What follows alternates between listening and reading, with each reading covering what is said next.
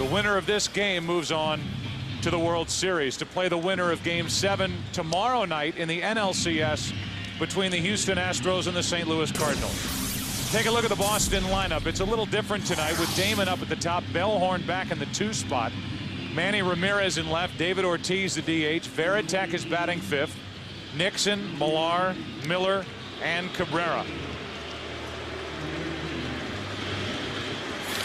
Ineffective in his Game 3 start in this ALCS was Kevin Brown. He lasted only 2 innings, allowed 4 runs on 5 hits, but he's here on short rest and ready to take on Boston.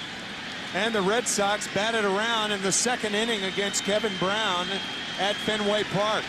A look at the scouting report.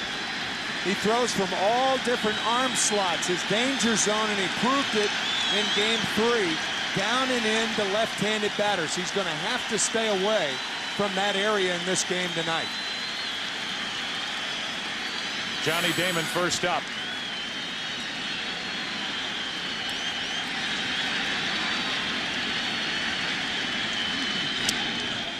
Ball 1 up and in. Home plate umpire is Randy Marsh, the crew chief.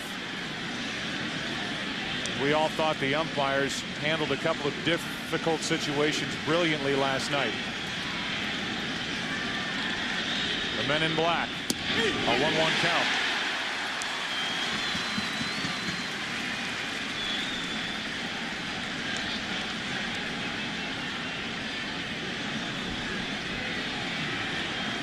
Only 3 for 29 in this series in the hole 1 and 2.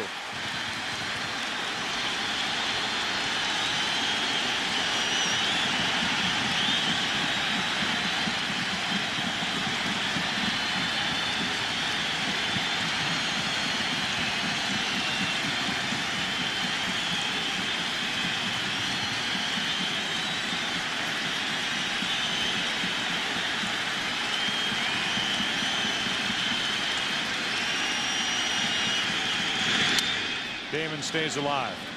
First 18 career postseason games for Johnny Damon, a .342 average. His last 6, which are the 6 in this ALCS, hitting .103. Johnny can make those all go away with a good night tonight in a Red Sox victory.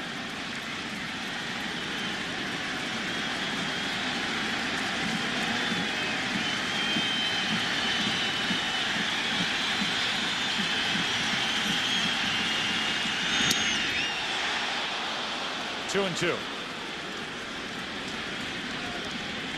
Game time temperature 49 degrees, but compared to last night, it's balmy, it's pleasant, there's no mist, wind not blowing as hard. Damon goes the other way and starts the night with a hit.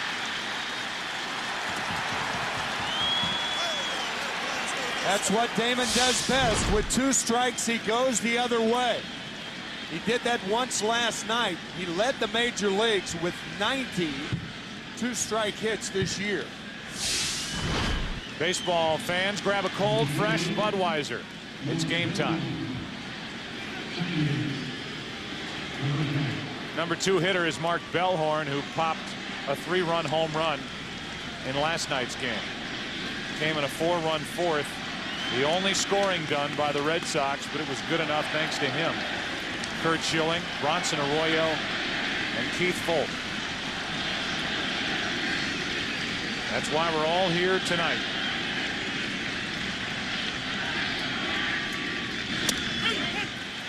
Strike 1. Very important for Kevin Brown to get ahead. He's always relied on so much movement. His sinker sometimes would dip about 2 feet. It's important for a guy like that to get ahead so that the hitters know that they have to swing. If he's behind, they'll be very selective and wait for their pitch. Check on Damon. Kevin Brown, in his first appearance at Yankee Stadium since breaking his hand back on September 3rd. He had a start at Toronto after that miserable start at Fenway. He was a winner in Game 3 of the division series at Minnesota, and then started Game 3 at Boston, lasting only the 2 innings. Bellhorn, foul. So the count is 0-2 on Bellhorn. This broadcast also available in Spanish by utilizing the SAP button on your television. Manny Ramirez on deck.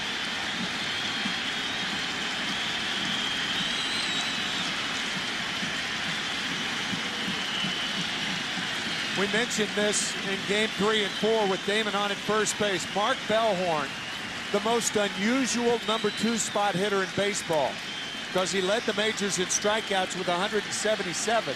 Normally the number 2 hole guy's a contact hitter. Not so here.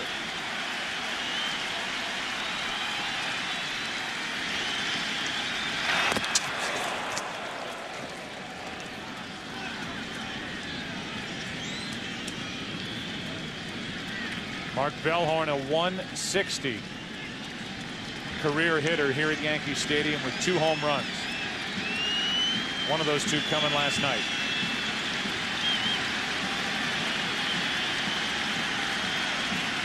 Damon's running. The pitch inside, throw down way late. Huge jump by Damon, and he gets his 5th steal of this postseason.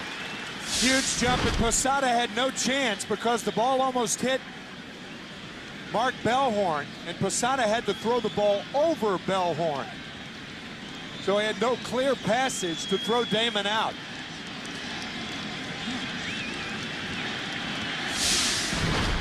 It has taken Damon until game 7 to do what he typically does atop this lineup for the Red Sox. Get on, do some running. Bellhorn will at least try and move him over. 2-2.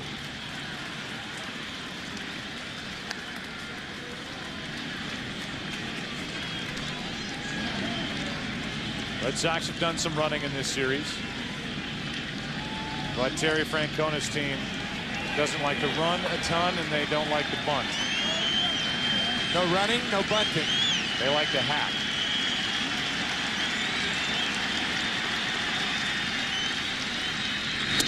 Too far inside, a full count. You know, in the meeting with Joe Torre, he said pretty much right from the start, you'll know what you're going to get from Kevin as far as whether he's ahead or not. He made it pretty clear that whether it's his sinker or slider, Kevin has to establish early that he's getting called strikes. And then from there it can expand. Full count on Bellhorn.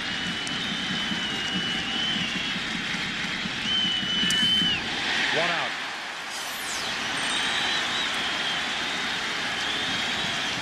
Wanting Bellhorn to make contact with the, but not in the lineup. Still bothered by that bruise on his left instep.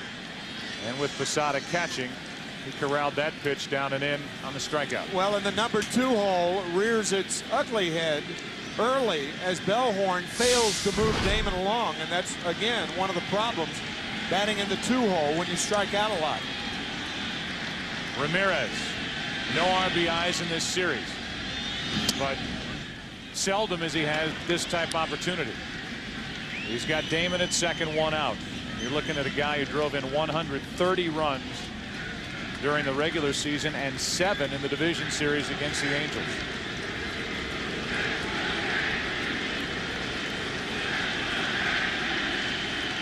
Derek Lowe, tonight's starter for Boston.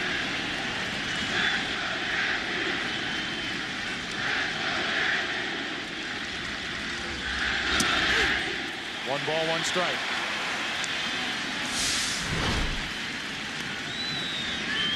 It's a sinker running back over on the plate. That ball looks like it's about 3 or 4 inches outside, and Kevin throws a 2-seam fastball which moves into the righty. Started off the plate, hits the corner. Very good pitch.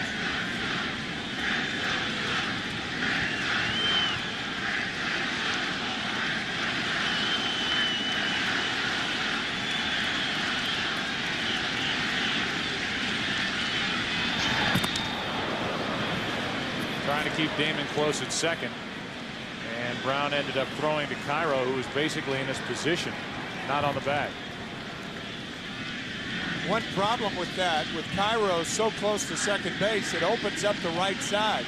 Manny Ramirez is not a pull hitter. He hits a lot of ground balls to the right. That is clearly open, right side of the infield.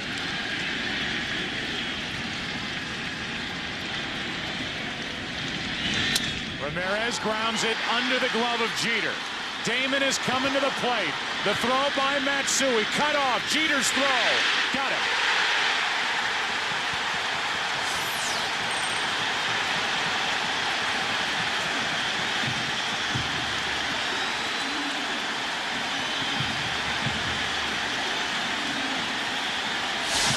Design play.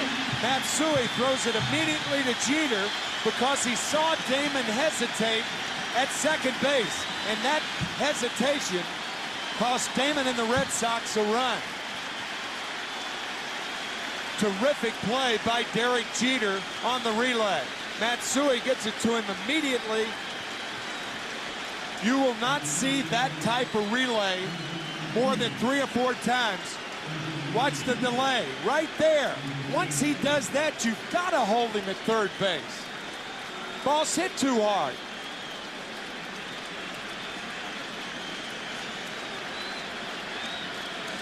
Posada, a good job of blocking the way for Damon. And here's Ortiz. He rips one into right field. Back at the wall, 2-0 Red Sox.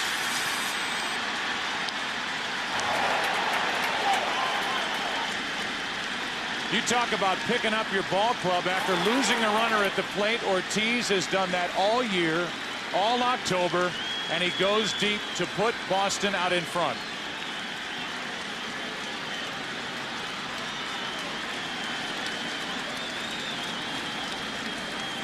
Mount Everest strikes again. He is unbelievable. Last night was held hitless 0 for 4, and he didn't wait long tonight to break that. Down and in. Remember on the scouting report, we said that that is the area that Kevin Brown has to stay away from. The ball down and in, and that ball a picture-perfect pitch for Ortiz. Varitek takes a strike.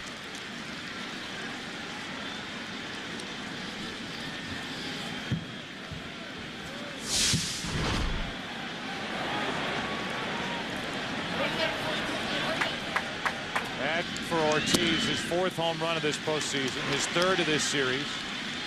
Gives him 11 RBIs against Yankee pitching. Another reason, Joe, that you've got to hold Damon at third base. The delay was considerable by Johnny down there. He thought Jeter had a chance to make the play. Plus, you've got David Ortiz, the hottest hitter in baseball, arguably, along with Carlos Beltran. No place to put him either, unless you want to walk him intentionally.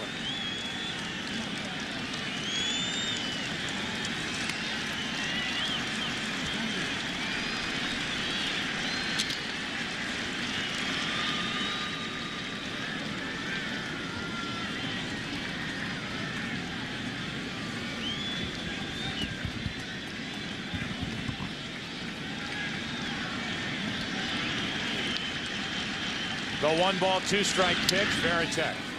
One after a high fastball. The Red Sox come rolling into this game 7.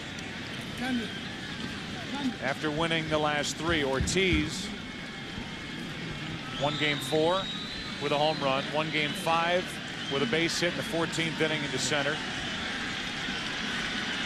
And after Bellhorn had a big swing last night and Schilling did his thing on the mound, Ortiz puts Boston up in the 1st inning tonight. It's still 1-2 on Varitek.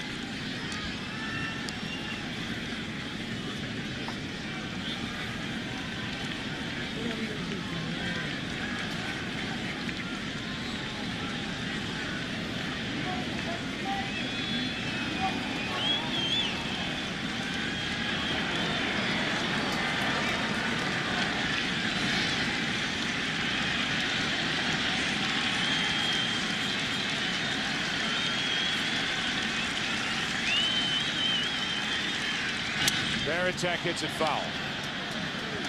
Al, I thought it was interesting what you talked about prior to the game. You were in the same type situation, being on the bench in '97 for the Marlins. With Brown pitching, you guys blew the advantage in that World Series. You had the game 7. And I know your emotions were kind of torn sitting there on the bench, watching the lead in the series evaporate as you had the next game. That was Brown's situation last night as Varitek chops it to the right side and Brown ends the inning. And at the plate, Ortiz hits the home run to make it 2-0 Boston. And Tim, here's a guy who was ready to let the world know how disappointed and upset he was that he had fallen into the bullpen in October for the Red Sox, and he gets the ball in Game 7 at Yankee Stadium. Pitching 5 1/3 innings at Fenway Park. He needs the defense behind him, particularly the infield, because he throws so many ground balls. Derek Lowe was a 21-game winner in 2002. 117 the next year, 14 this year. He's a free agent to be. He was very open about how frustrated he was with Terry Francona and Dave Wallace that he was not in the postseason rotation. Well, he's the center of attention now. And he jams Jeter with a fly ball to center for Damon. One away, Rodriguez coming up. We look at the rest of the New York lineup. Jeter, Rodriguez, then Sheffield. Matsui, who has owned Derek Lowe over the years. Bernie Williams, Jorge Posada. Kenny Lofton is back in the DH spot for 2 reasons: to get a little more speed in the lineup and to get Sierra on the bench, to have him come up in the right spot for Joe Torre. Then Clark again and Cairo at the bottom. Here's Rodriguez. Here's ball 1. A-Rod took Lowe deep 3 days ago with a 2-run home run.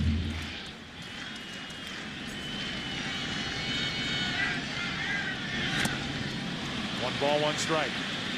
One of the big reasons that the Yankees won the first 3 games, the first 4 hitters were so productive. One of the big reasons the Red Sox won the last 3 games, they curtailed the offense of the big 4 of the Yankees. And that includes A-Rod. Yep. Jeter through Matsui, 491 through the first 3 games. And look at the numbers over the last 3.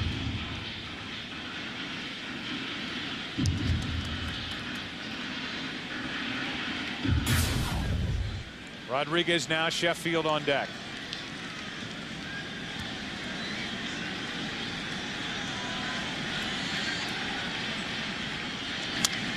To the third baseman, Miller.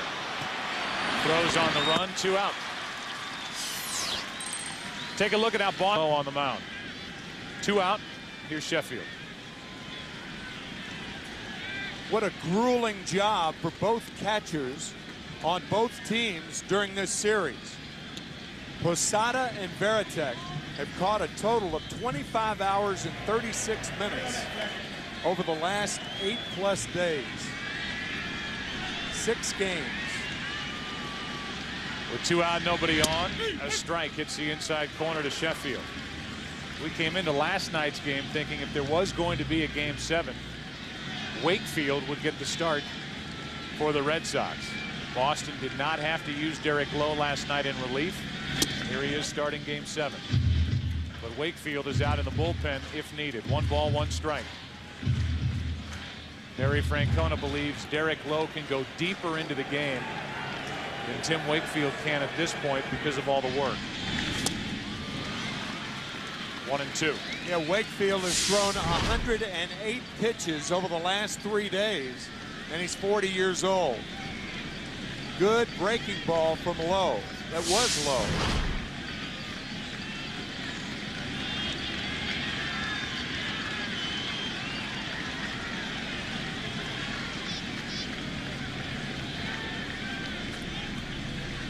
Now Lowe wants to talk to Varitek.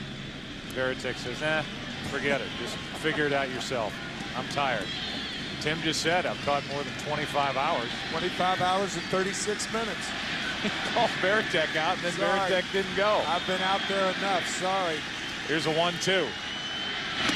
2 and 2.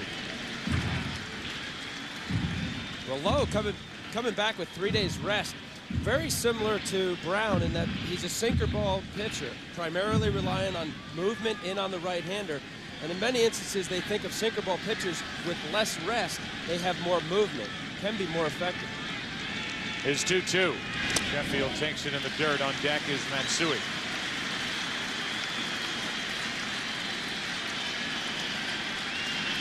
Lowe was a savior for the Red Sox last year in Game 5 of the division series out in Oakland, coming in to get the save.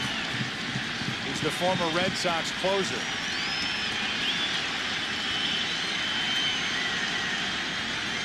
His 3-2 to Sheffield. Got him looking. We go to the second inning, Game 7. 2-0 Boston on the home run by Ortiz.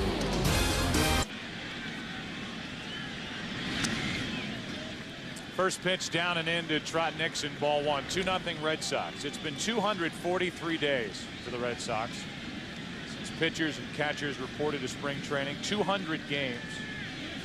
Spring training through the regular season, now the postseason. And they're looking for their first pennant since 1986 and trying to get it by making history. Down 3-0. Trying to come back and win the series and do it tonight at Yankee Stadium. These teams met the first time last spring in Fort Myers, right around March 10th, and the tickets to the game were being scalped in spring training. I'd never heard of that. All the buildup. You had Alex Rodriguez in a Yankee uniform, Kurt Schilling with the Red Sox. Nixon takes a strike. It's 2-1. Al, I don't want to lose the point that we talked about earlier with you having been in this situation. The situation Kevin Brown was in last night while his Yankees blew a 3-2 advantage. Looking forward to tonight's start. Well, you have a strange feeling. You're sitting there watching, knowing that if your team loses, you're going to get the Game 7 start. So you're obviously rooting to win and move on to the World Series. But right when that happens, your whole thinking changes into, okay, I have game mode already. I'm thinking about tomorrow. What do I have to do to get these Red Sox hitters out? So you go from the thought process of going on to a World Series to having to make pitches against this lineup tonight. Jeter to his left. Nice play for out number 1. Let's check in for the first time tonight with Kenny Albert. Well, Joe, the Red Sox did not take batting practice out on the field prior to the game today. Many of them did hit in the batting cage underneath. Now I'm told that many of the Red Sox in their clubhouse watched the movie Miracle. Remember Michael Ruzioni of the 1980 U.S. Olympic hockey team threw out the first pitch over the weekend up at Fenway. And who did the Yankees bring in to throw out the first pitch today? None other than Bucky Dent. Thanks, Kenny. He got a huge roar coming out of the dugout to throw out the first pitch to Yogi Berra, who's been involved in every pregame ceremony so far this postseason with the Yankees. Millard takes a strike. The Dent home run, 1978 in the one-game playoff.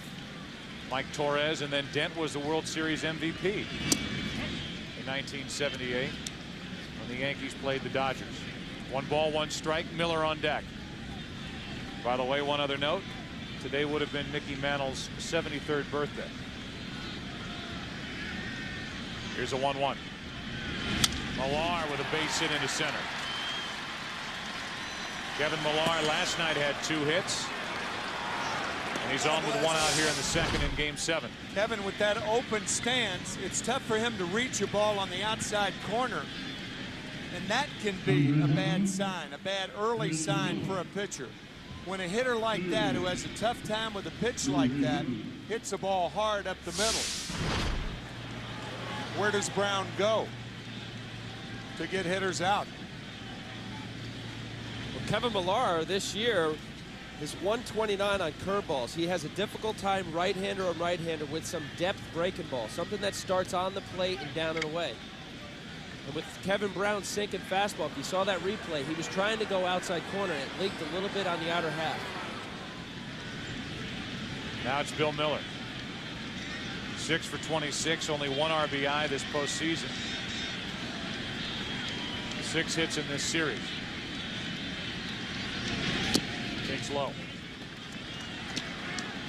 This is a much tougher game to manage if you're Joe Torre or Terry Francona, because your decision about the effectiveness of your starter has to be made much earlier than it would normally be made during the season.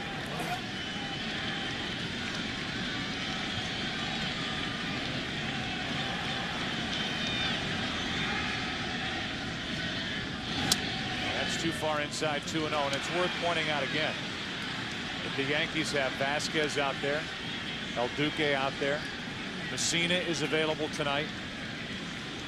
Then Sturts, Loaiza, Quantrill, Gordon, Rivera, Heredia from the left side. And the Red Sox have everybody, including Pedro Martinez. The only guy not available is obviously Schilling. 3-0 from Brown. When you're dealing with starters in your bullpen, you have to get them ready and get them started earlier, getting loose than you typically would a reliever. So as we look down now, the Yankees get action going in their bullpen. That's an excellent point, Joe. You'll see a lot of managers, because of that, Joe, they'll have one of their relievers to try to get out of a jam and then start the next inning, assuming that, say, in this case, Vasquez can give him 3 or 4. So you might burn a true reliever early in giving him more time, Vasquez.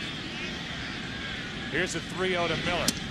That's a strike, 3-1. Vasquez was the guy who picked up for Brown in Game 3 at Fenway. He threw 96 pitches, got the win, and really settled the game down for the Yankees. Good work by Vasquez, who really suffered through a very poor second half of the season. 3-1. 2 on with 1 out. A hit and a walk. We've heard Joe Torre a number of times talk about this very situation. He had to do it last year with Mike Messina, but he, if he can't avoid it, likes to keep a starter to begin an inning, as you talked about, Al. And now Kevin Brown is working his way into trouble here, where Vasquez may have to come in the second with men on base, and that would be less than ideal for Mel Stottlemyre and Joe Torre. Well, you wonder about his decision making, because if you look back at Game 3, this is almost carbon copy. Kevin went 2 innings. He ended up giving up 4 runs, but not after some damage, and he did get out of the inning, and Vasquez started the 3rd.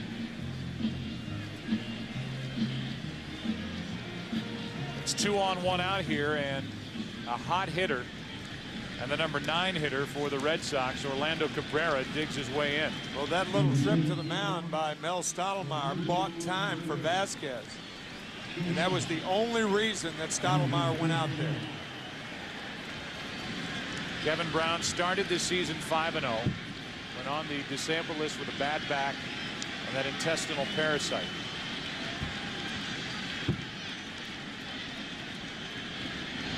Cabrera takes a strike.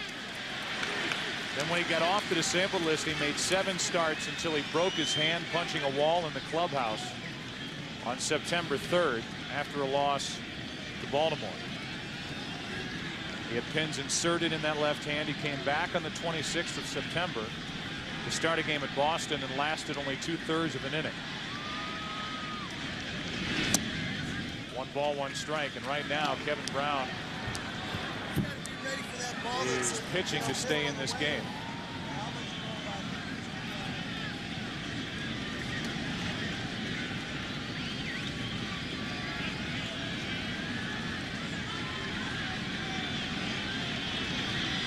In his postseason career, Brown is 0-4 in his home ballpark. And he's bounced around in his big league life. Strike 2 on Cabrera, who's hit in every game of this series.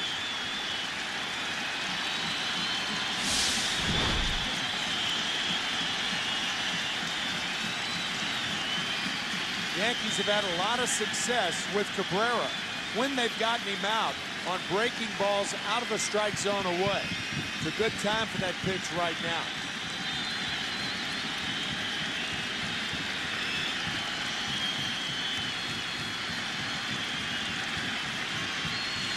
Nope. 2-2.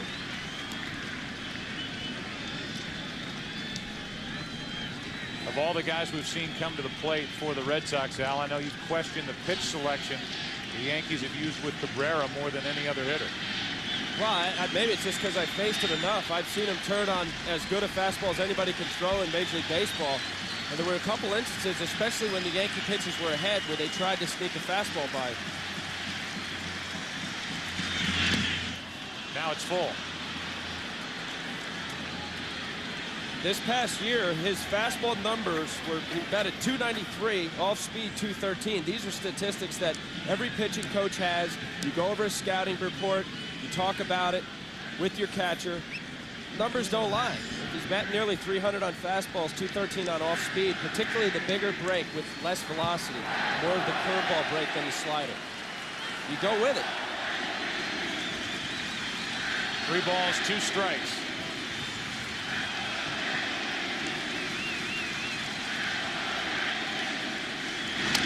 Cabrera chops it to third foul.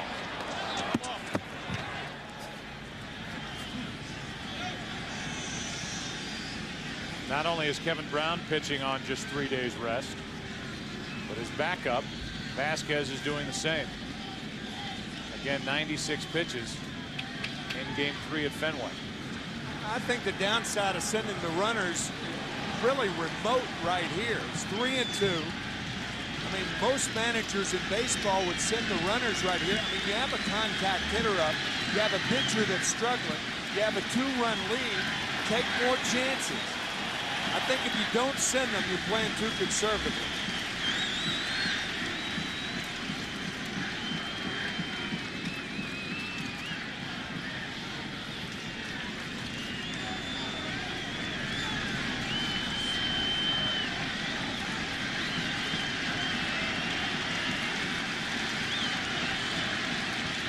Runners don't go, and Cabrera pulls it foul. The Yankees defeated the Red Sox in the '99 ALCS in 5 games. Last year in 7 games. The Pedro game, winning it in the 11th on the Aaron Boone home run, and now the Red Sox, a year later, have a chance to beat the Yankees and go on to their first World Series since 1986. They lead 2-0 in the second, have 2 on, 1 out.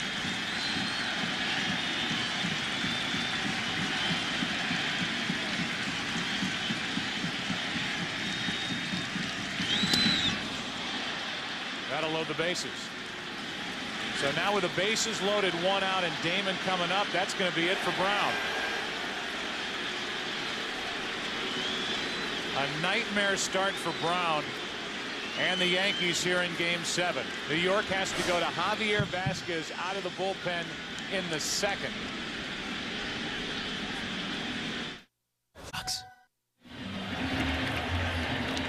The Yankees went out and got Kevin Brown from the Dodgers for starts like these. In Game 3, he lasted 2 innings. Tonight, an inning and a third, and he leaves with the bases loaded and hands it over to Javier Vasquez, another offseason acquisition from the Expos. And there are his numbers this postseason. Pitched well, not great in Game 3 at Fenway.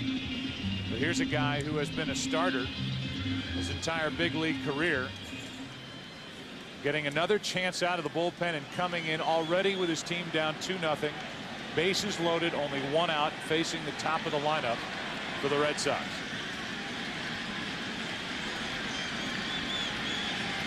Last year in Game 7, after Roger Clemens got into the 4th, it was the work of Mike Messina in the 4th inning that kept the Yankees in the ball game. A game they eventually came back and won. 3 in the 8th and the run in the 11th. Vasquez trying to do the same. Damon hits it in the air to right field. Sheffield back in the corner at the wall. A grand slam. Johnny Damon, quiet all series, goes deep. 4 more runs and it's 6-0.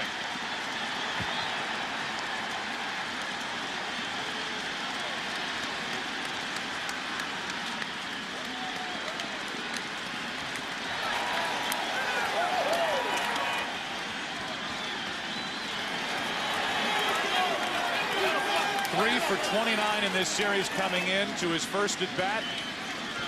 He's now 2 for 2 tonight, and there hasn't been a bigger swing for the Red Sox in a long, long time. Johnny Damon looking inside, looking fastball, getting it, and popping it out of here. Vasquez missed with that pitch, but Damon didn't.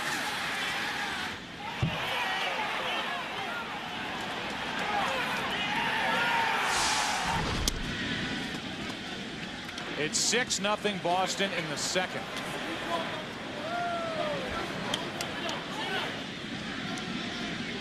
And it's Bellhorn at the plate with a count of 1 ball, 1 strike. No repeat of the work done by Messina in last year's ALCS by Vasquez. That didn't take long. John Henry, the owner of the Red Sox, with earplugs in, fighting back a smile down in the seats here at Yankee Stadium. Long way to go tonight. 2 balls and a strike, now 3-1.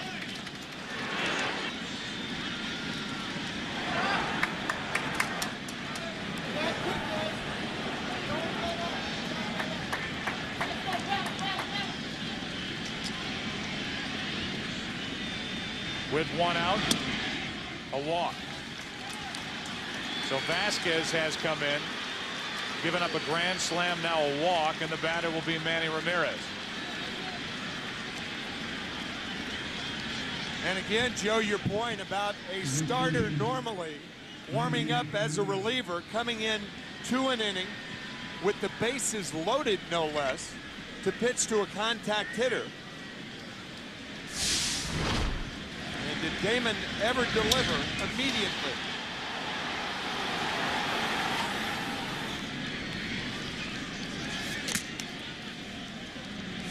One on, one out. Boston looking for more. Manny Ramirez up. He takes a strike. The Yankees and their fans wondered about the starting pitching heading down the stretch and into the postseason. They had Mike Messina, who has pitched very well in this postseason. They got a very good start from Lieber in the division series and in game 2 of this ALCS. Last night, Lieber was the losing pitcher hooked up with Kurt Schilling. And now with this mixture of guys like Vasquez and Kevin Brown and others, the loss of Clemens, Pettit, David Wells, and the effect on this Yankees team is becoming more and more evident here as the Boston Red Sox try to make history by being the first team to come back down 3-0 and win a postseason series.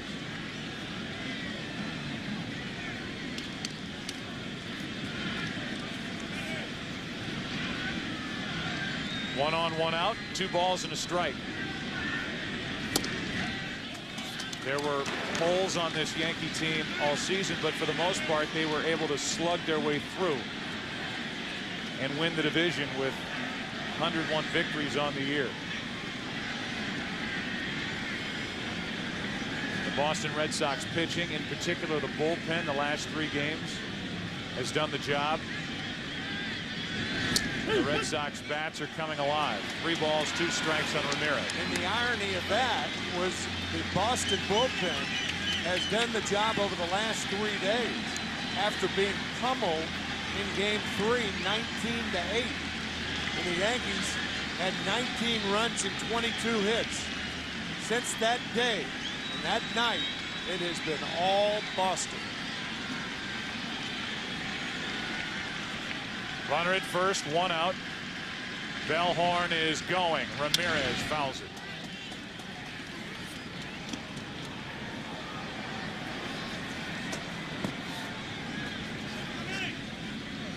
The Red Sox with all of the momentum heading into this game. They jumped on Brown early with a hit by Damon, a stolen base. Bellhorn struck out.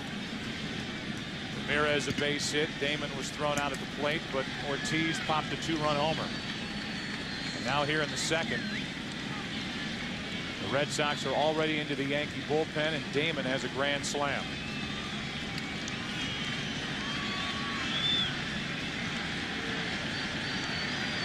Ramirez on 3-2. Runner goes, and Manny was jammed. Shallow left center. Jeter out. 2 down. David Ortiz walking to the plate. And you look at his walk-off home run. Division Series Game 3. That put the Red Sox in this series. Game 4, 12th inning. And another walk-off hit against Loaiza. Game 5 in the 14th. And then tonight, after the Red Sox lost a runner at the plate, he puts Boston on top 2-0.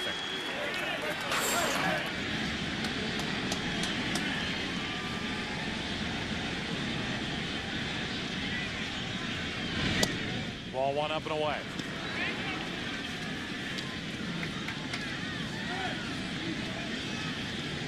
A .429 average in this series.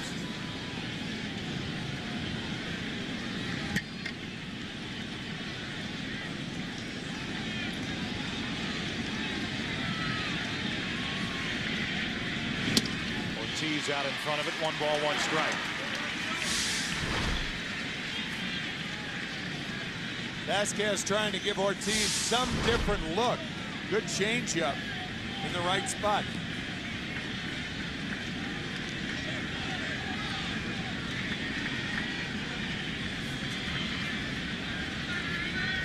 One ball, 1 strike. Bellhorn at first. 2 out. Ortiz is jammed. That's off the glove of Vasquez to end the inning. An inning that featured a grand slam by Damon. And this Yankee Stadium crowd shell-shocked.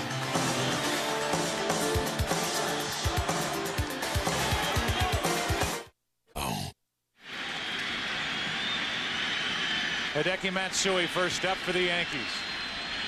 In the mode now of trying to chip away at a 6-0 Boston lead in the second. Matsui, Bernie Williams, Jorge Posada. The Yankees, the best come-from-behind team in Major League Baseball history this season with 61 come-from-behind wins, plus 4 in the postseason.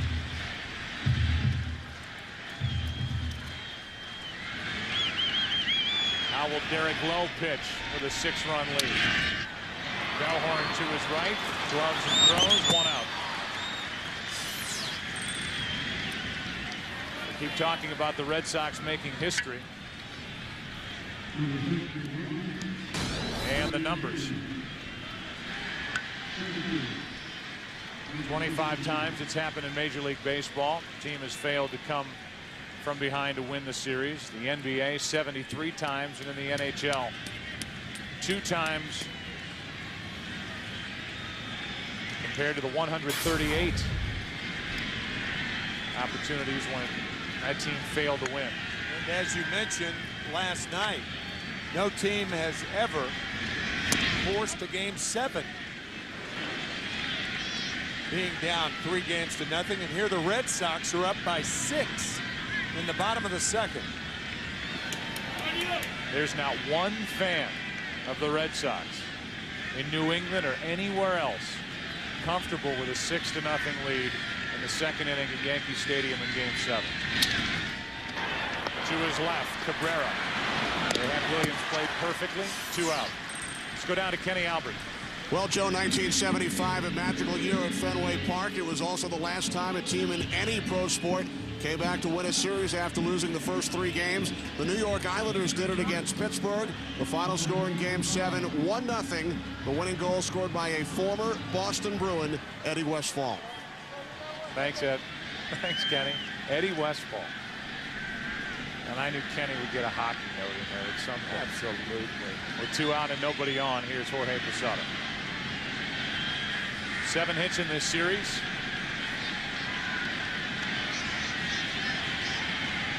Eddie Westfall not only played for the New York Islanders, but played for the Boston Bruins, too. Hugely popular in New York and Boston. With 2 out, Posada hits it foul.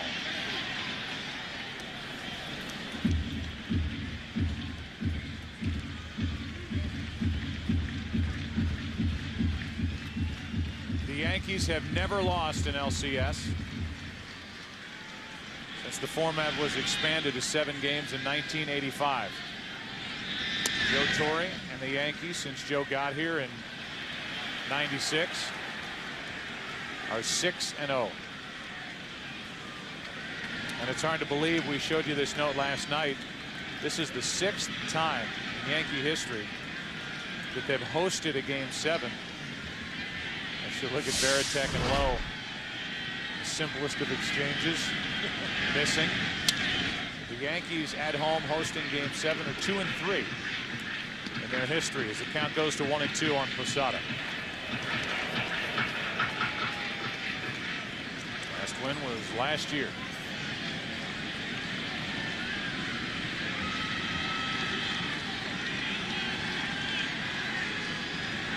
Here's a 1-2 from Lowe. 2-2.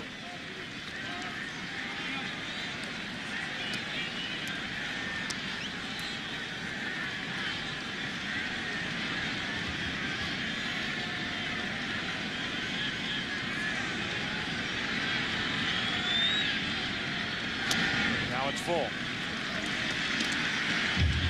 Number one thing in your mind, if you're Derek Lowe, with the 6-run lead, do not walk anybody.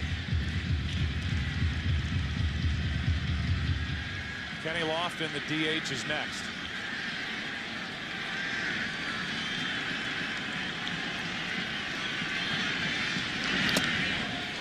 A walk to Posada. And the Yankees have their first base runner of the night.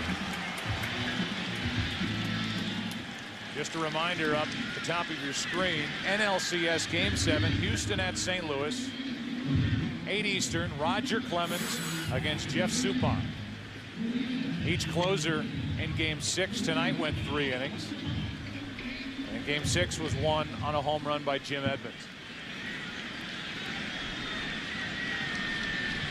And now with 2 out, here's Lofton.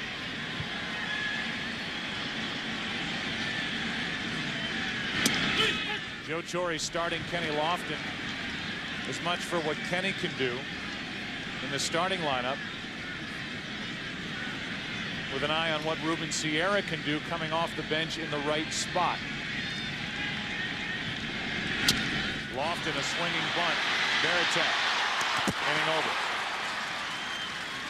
A walk, a runner stranded. We go to the 3rd inning. Game 7, Boston batting. They lead it 6-0.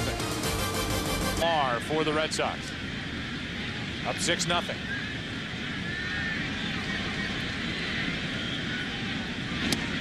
And ball 1.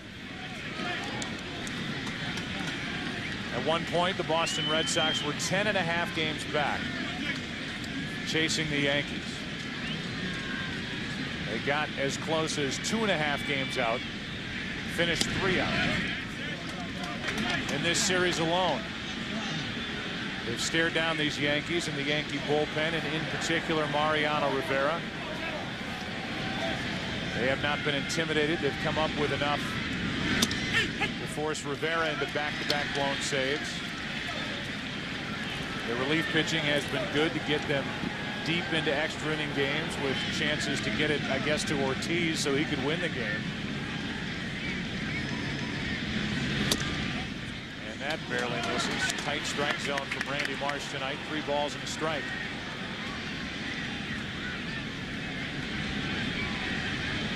Red Sox came into this series saying, why not us? Full count on Varitek. And then you get down 3 games to nothing. Futile offense in the first 6 innings of games 1 and 2, where they had 2 base runners, 1 for 37. Then they are blown out of the tank in game 3. Varitek strikes out. Good work by Vasquez to come back and get him. And you figure, how in the world can we come back? And look where they are. High fastball gets Varitek. It's a great job from Vasquez there. He did get squeezed there on a couple fastballs that I guess were called up, but for him to continue to go right at Varitek, that was good. Nixon now grounded out his first time. Bounced out to short. And that was the last out that Kevin Brown picked up. First batter in the second. And a hit by Millar, a walk to Miller.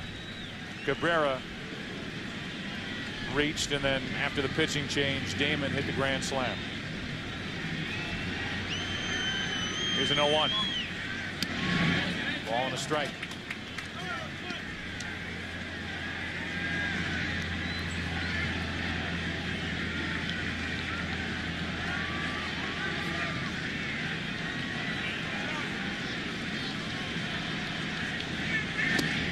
Two and one. How many Red Sox fans out there do you think at some point in the last 20 minutes just picked up the phone and called somebody and said, "Can you believe this?"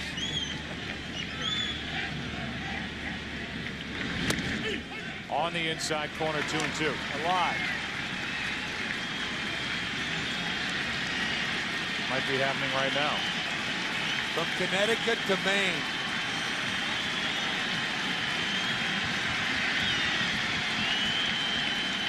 They still don't look too comfortable. 2 balls, 2 strikes. Nixon strikes out.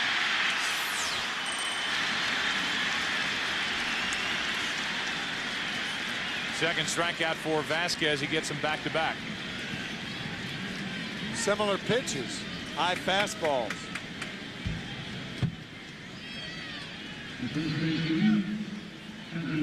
Here comes Millar. Kevin got that rally started last inning with a base hit.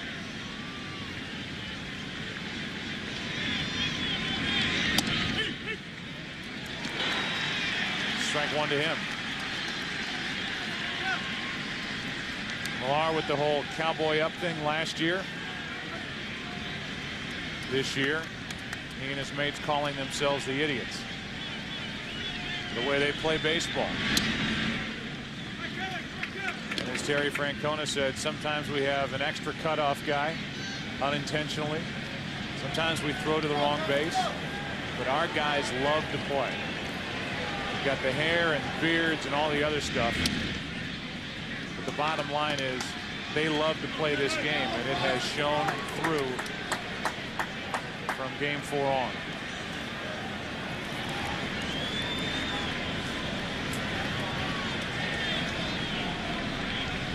Vasquez trying to make a statement on the mound and maybe get his teammates going with a perfect top of the third. It'll be Clark, Cairo, and Jeter for the Yankees in their half.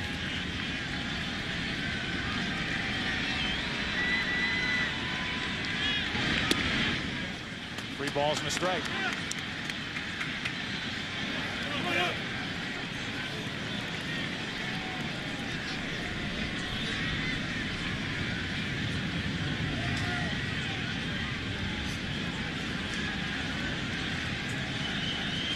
With 2 out, Millar checks it on ball 4, a 2-out walk.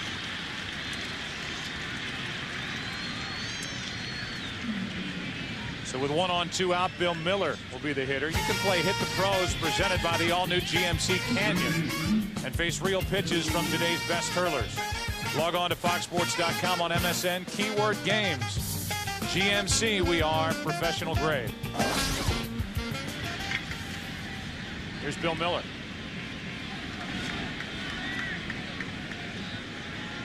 Walked and scored in the second. Out in front on a changeup from Vasquez, strike 1.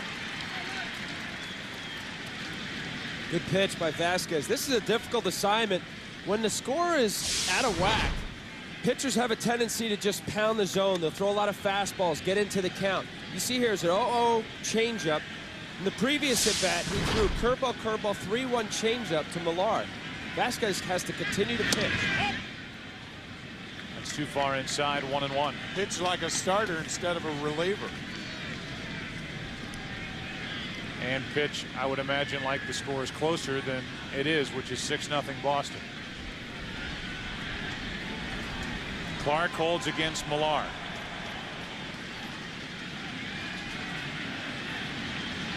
Miller pops it up. Jeter out to grab it. And we go to the bottom of the 3rd inning. Derek Jeter, who made that play, will bat for New York.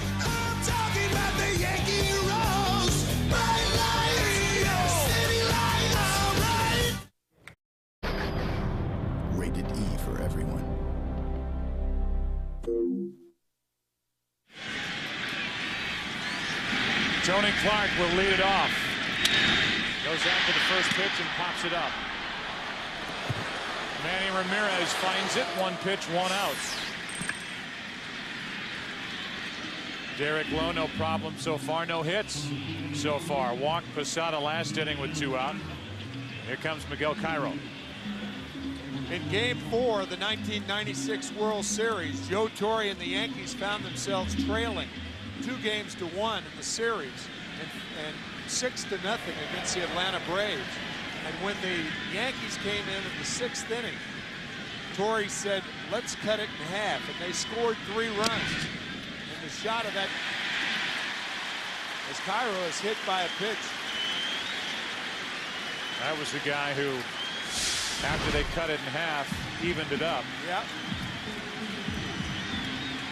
Cairo more than happy to let that hit him.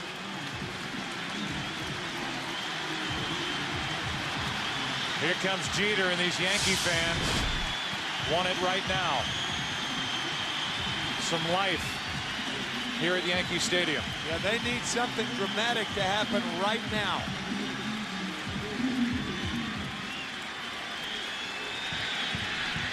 Jeter was a rookie in that '96 season. Bernie Williams a part of that team. Posada was on it. Girardi was the other catcher. Ball 1 outside to Jeter. After Lara took the home run off Mark Wohlers, Wade Boggs won it with a bases-loaded walk in the 10th inning.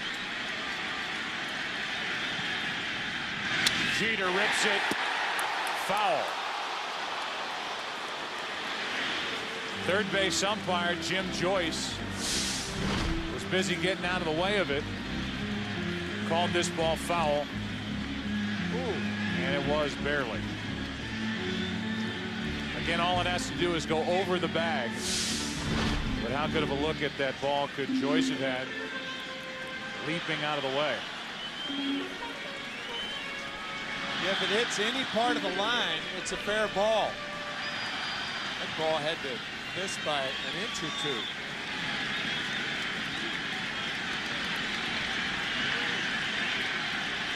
One on, one out for Derek Lowe.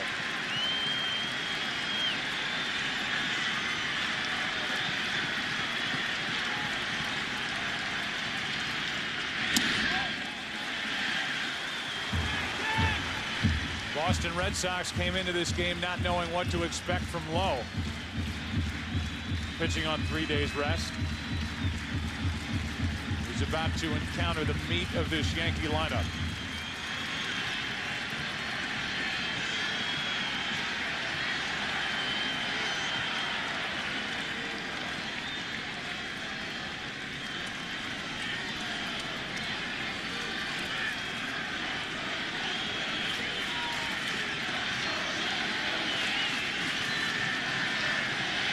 Cairo's running.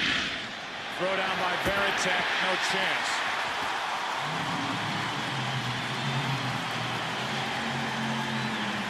Well, if Javier Vasquez has to pitch like it's a close game, the Yankees offense have to run as though it's a close game. And that's what Cairo's thinking. Normally you're trailing by 6-0. You don't even think about a stolen base. Not so with Cairo.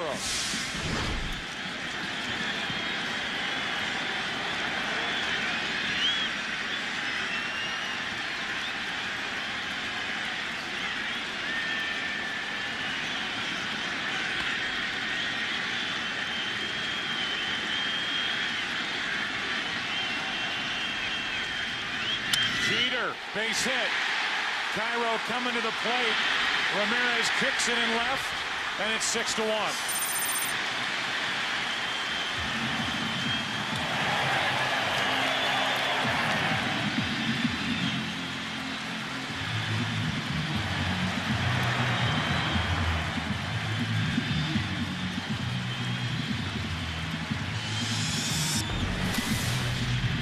Derek Lowe gets a ground ball, but Jeter found the hole, and the Yankees are on the board.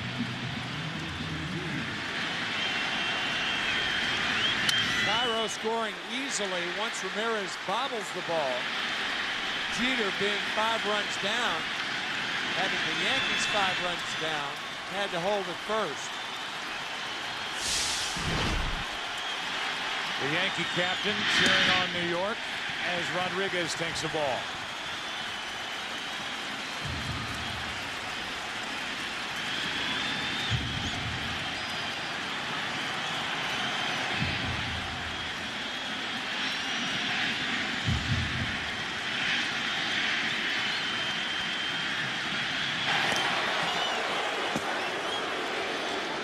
Mike Myers, the left-hander, is getting loose with Rodriguez at the plate, Sheffield on deck, and then Matsui. And this is what we talked about for the Yankees. Middle of an inning, bringing in a reliever as opposed to a starter. Joe Torre brought Javier Vasquez in with the bases loaded and 1 out in the second, as opposed to starting an inning fresh with Vasquez, typically a starter. Vasquez gave up the grand slam. Myers is getting ready for Matsui. Here's a 1-1. That's foul. Now Leskanic joins Myers with Sheffield, the next hitter. What Terry Francona was telling us, if he has to go to Wakefield in the middle innings, he would prefer to bridge it with either Myers or Leskanic and have Tim start the 5th or the 6th inning.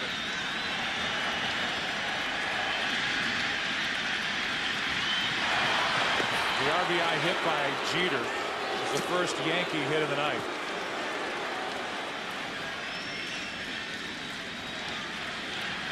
I don't think I have ever seen Jeter have that particular type of reaction after that hit. Usually his excitement comes in calm. Low. Almost panicked. He looked down to second. He had no shot at Jeter. Here's Jeter's reaction after the RBI hit. I don't think I have ever seen that expression on Derek Jeter's face. Almost a desperate look. Yeah. And now it's Jeter at second with 2 out. After Rodriguez tapped out, he's 0 for 2. Here's Sheffield. Pedro Martinez is out there. The Red Sox left Pedro back in Boston after his Game 5 start to work out and get ready and be available for tonight's Game 7. He is ready and available. Sheffield hits it hard. What a pickup by Miller. Getting over. The Yankees get a run, but Lowe shuts the door on New York after that. After 3 in Game 7, Boston 6, New York 1. Jeter in the bottom of the 3rd. Cabrera, Damon, and Bellhorn. 9-1 and 2 for Boston. Vasquez still on the hill, and a strike.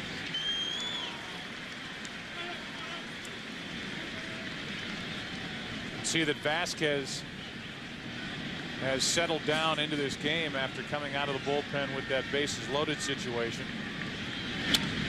Damon didn't wait around. He jumped on that first pitch and ripped it into the seats in right. Now Vasquez throwing a lot of strikes. He struck out 2 in the 3rd, and he's 0-2 on Cabrera.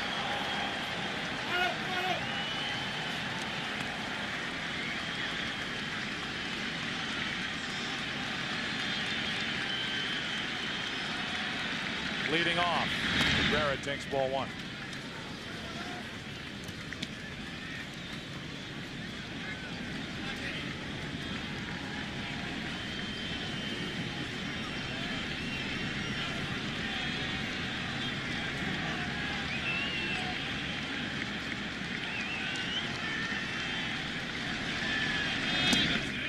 Two and 2.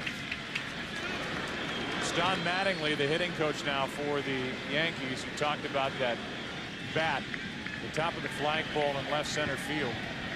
There's Don saying that the wind blows in the direction of where the bat handle points, even though the flags are blowing in from left, according to Don's theory. And who would know better? The ball should be carrying out to left, as it did here last night. 3 balls, 2 strikes on Cabrera.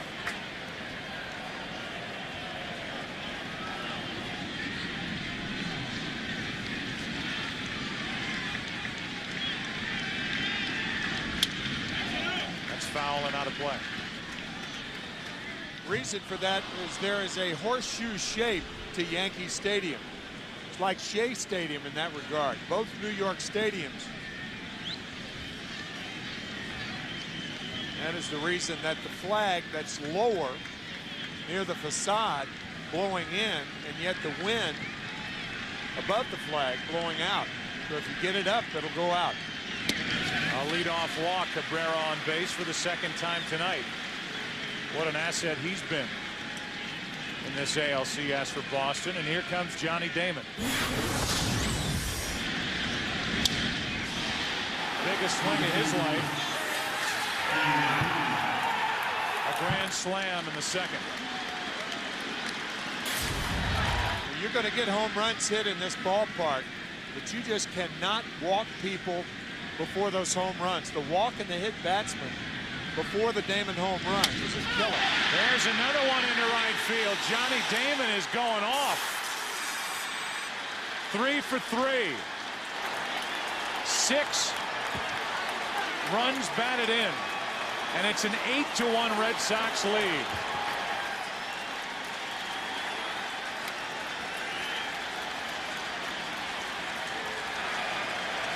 Absolutely hammered into right.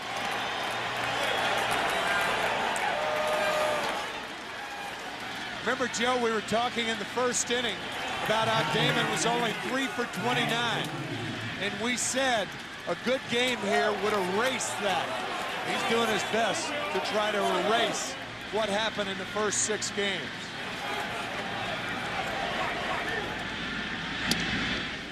Bellhorn now with nobody on or out. Again, a first pitch fastball gone. 6 RBIs for Johnny Damon. Mercy. 8-1 Red Sox. It's 2-0 now on Bellhorn.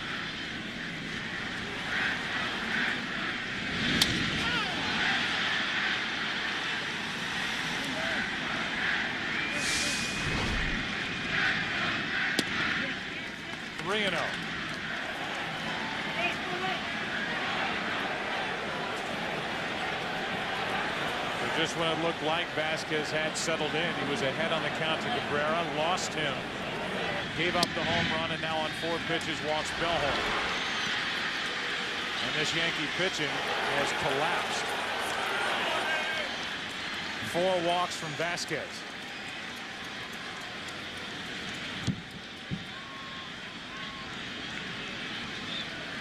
Kevin Brown, the starter, went an inning and a third. Vasquez is getting pounded. And there will be more action for the Yankees out in their pen.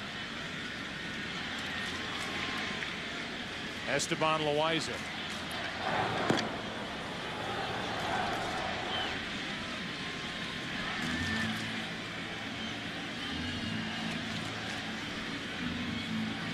Johnny Damon, a big night tonight. June 29th. Off Vasquez into the same spot. And then another one for good measure. And now tonight, 2 times again off Vasquez. And this last one, a no-doubter. Went to shake hands with David Ortiz, and they decided to hug instead. Forego the handshake. Here's Manny Ramirez.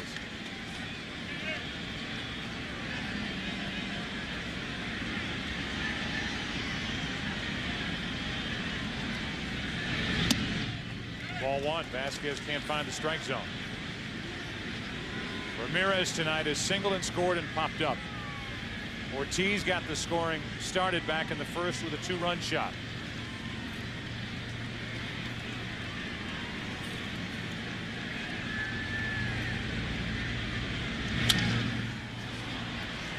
Straight up on the infield. Rodriguez. That's the first out of the inning. Somebody had told you before the series began that in Game 7, Manny Ramirez would not have an RBI. Number one, how do the Red Sox get to Game 7 without Manny Ramirez having an RBI? But that is the case. No ribbies for Manny. And yet the Red Sox leading in Game 7, 8-1. He has hit in every game. He's given Ortiz chances, and David Ortiz has made the most of them. Ball one on a pitch that's not even close. $25 million on the mound tonight for the Yankees. $15 million for Kevin Brown and $10 for Javier Vasquez. And that combination has allowed 8 runs, 6 hits. Red Sox batting in the top of the 4th. 2-0. On the other hand, David Ortiz might be the biggest bargain in baseball. There's no doubt. He re-upped with the Boston Red Sox, and Theo Epstein, I would say, relatively speaking, got him for a fair deal. Peanuts. Today's market. Expensive peanuts, but yeah. Peanuts. 2 balls and a strike on Ortiz.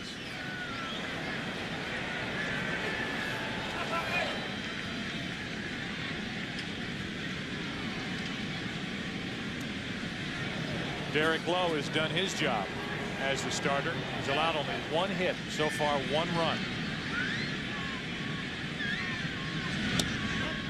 He can earn himself, Derek Lowe can, a lot of peanuts with a win and a big start here tonight.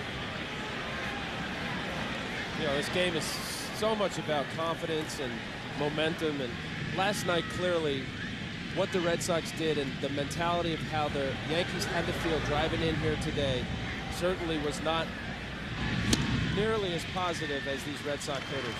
The whole team. Ortiz trying to pop another. 3 balls, 2 strikes. You were talking about it earlier. If you're the Yankees, all last night you're thinking, I mean, we're going to have to go to Game 7. They're going to force us to a Game 7. Uh-oh. And the Red Sox couldn't wait to get to the park today, and they want to keep on scoring. 2 more walks by Vasquez, and that's going to be it. The New York right-hander. Esteban Loaiza coming in. Red Sox up by 7.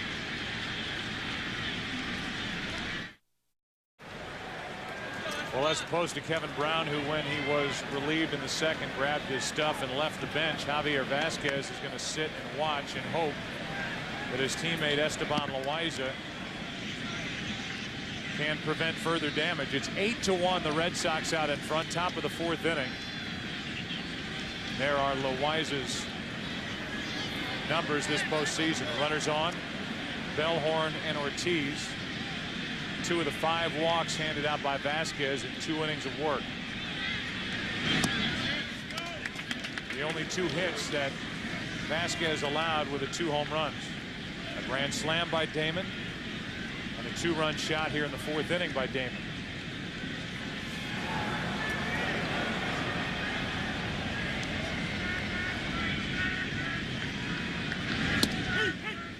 One ball, 1 strike.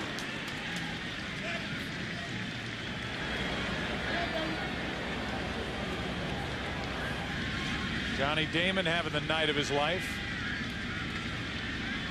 Trying to help the Red Sox ride to the World Series.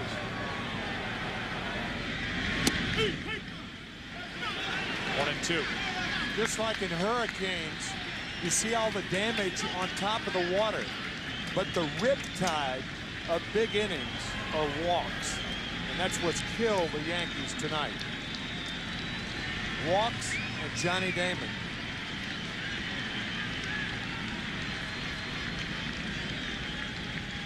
Here's a 1-2. 2 balls, 2 strikes for the Yankees. Largest deficit overcome to win in their postseason history, the 6 runs when they trailed in Game 4 of the '96 World Series after 5 innings. They trail by 7 right now in the 4th. Here's a 2-2. The home run that tied it off Wohlers, off the bat of Leyritz. After a long at bat, one foul ball after another. A breaking ball that stayed up, and Leyritz tied the game. 6-6. Here's a 2-2. Now it's a full count on Veritek. On deck is Nixon.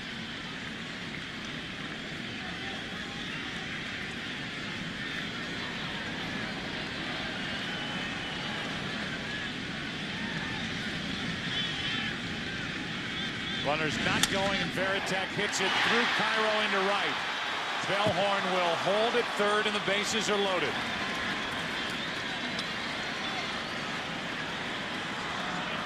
Veritek with a rocket that Cairo couldn't handle. Going to be scored, a base hit. This ball hit right on the button and in between hop off the left forearm of Cairo. Bellhorn had to hold up because of the line drive, holding momentarily, and had to stop at third.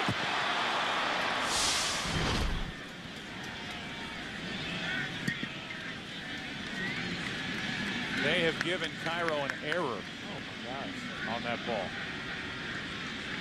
John Nixon takes a strike. You give somebody an error on this ball, you've never tried to field a ball like this. Ball ate him up. That's a tough error on Cairo. The bases are loaded. That's the bottom line, and the count's 0-2 on Nixon.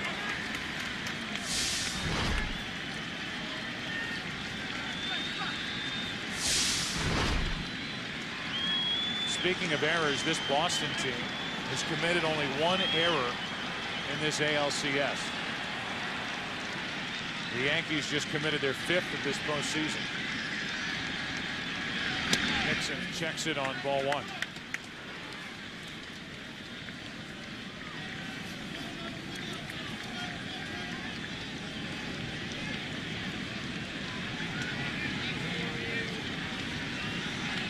More runs sitting out there for the Red Sox. Trying to make it even more comfortable. Nixon strikes out, and that's a big strikeout for Loaiza. Let's go quickly down to Kenny Albert. Well, you guys have been talking about Game 4 in '96. The Yankee hero Jim Leyritz. You hit that home run off Mark Wohlers with the Yankees down 6-0. What was going through your mind tonight when the score reached 6-0? Well, right now on the bench, you're sitting there going, you know what, if we can get out of this inning, hold these guys, we got a chance to come back. The Yankee offense is very strong, and they're going to be in the bullpen pretty soon. And if it comes down to a battle of the bullpens, we may have a pretty high-scoring game here. You played for both teams, 2 rings with the Yankees, a Red Sox in '98. Are you torn tonight? No, I'm definitely rooting for the Yankees. It's one of those things that, I had my good years here and had some great experiences. I like some of the Red Sox guys, but I'm still pulling for the Yankees. All right, Jim Leyritz, former teammate of both Lowe and Veritek. Joe? All right, Kenny, thanks. And so many with the Yankees, as we talked about. Bernie Williams, Posada, Jeter. Millar breaks his bat, grounds to Cairo. Good work by Loaiza. Comes in and shuts the door on the top of the 4th. But another home run from Damon, and it's 8-1 Boston. How good has Derek Lowe been tonight as he finds the strike zone with his first pitch to Matsui? He's allowed only 1 run on 1 hit.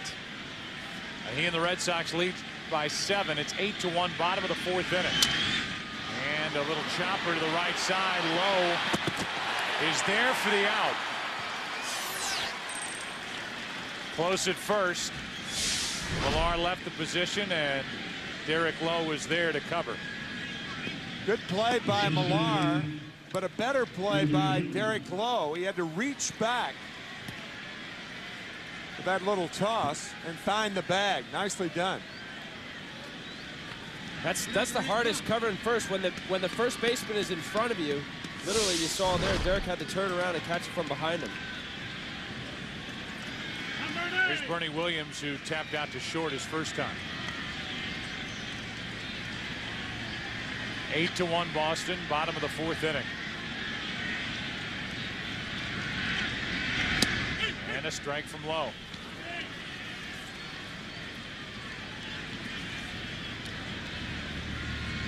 Bernie Williams playing in his 115th career postseason games. He has 22 home runs. Last night he went deep. And he homered on Monday in Game 5 as well off Pedro. 0-2 the count from Lowe.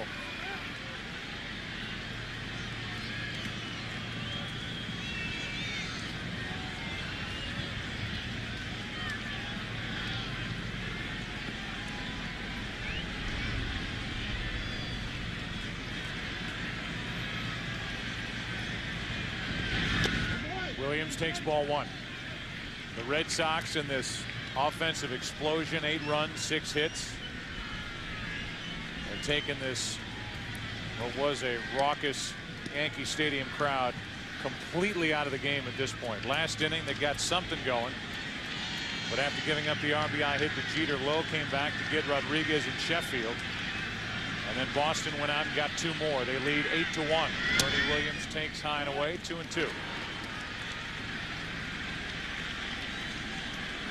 Yankee hitters just have to keep continuing to have good at bats. Don't think of the deficit as 7 runs. Just see the ball, have a plan, get Derek Lowe to get his ball up and hit the ball solidly. You can't think of the big picture. It's got to be very small. Bernie Williams pokes it into left. Ramirez a late break on it, 2 out. It is quiet here, thanks in large part to the job Johnny Damon has done tonight. Quiet on the streets near Fenway, Yawkey Way in Boston. But when Johnny Damon hit the home run, it was not quiet inside the cask and flagon.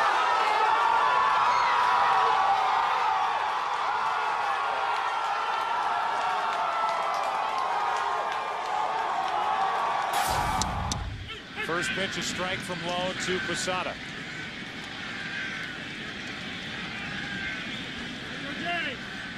Jorge, the only walk that Lowe has issued tonight, back in the 2nd. 1 ball, 1 strike.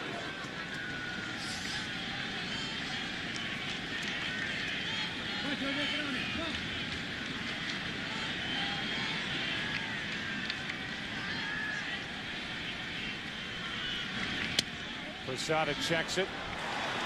Third base umpire Jim Joyce says he went around. That's strike 2.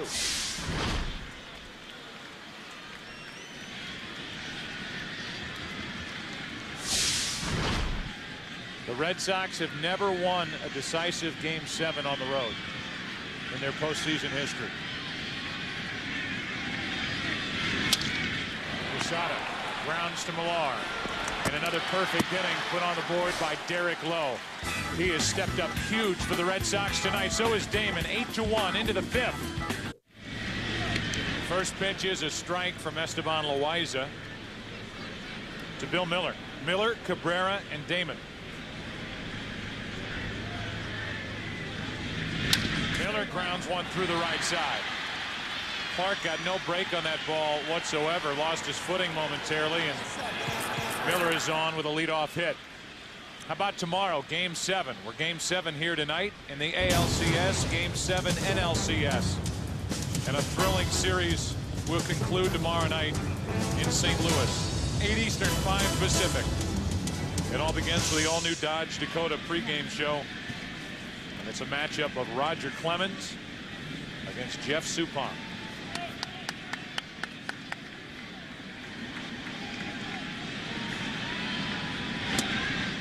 Cabrera takes a ball. Started to say the Red Sox have never won a decisive Game 7 on the road. They lost Game 7 in the World Series in St. Louis in '46. The World Series in '86 to the Mets. And then that decisive Game 7 here last year at Yankee Stadium. Strike 1 on Cabrera. St. Louis Cardinals, by winning tonight,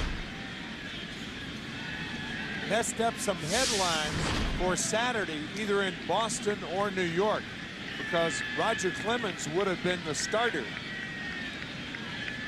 in the town of the winner of this ball game. That sounded weird. Ground ball to the right side. Miller down to second. What's Cabrera hitting with, an Easton? Balsa wood. That was a clean break right there. Man.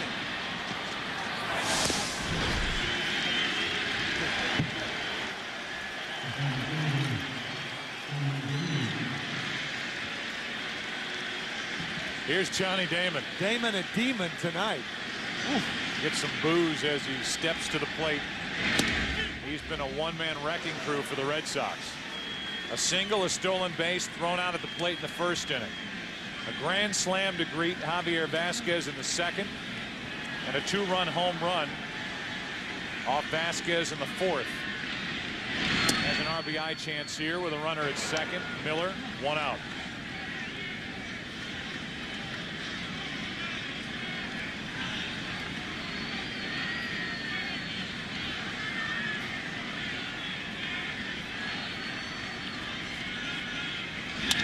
Oh, what a play. Loaiza throws into the runner Miller. Miller will end up at third, and Damon just kept running. He's at second. Everything going the Red Sox way. Last night and tonight, Loaiza makes a great play. And instead of getting the lead runner at second and third, only one out. Well, you've got to get it to the infielders, the guys who are used to these plays, right away. It just took too long. And Miller went back in sliding. The ball hit his spikes and went to right field. Fielder's choice, E1 on Loaiza. That ball was headed up the middle. Loaiza stabbed it, but then made that throw. Now the infield comes in with runners at second and third, one out for Bellhorn.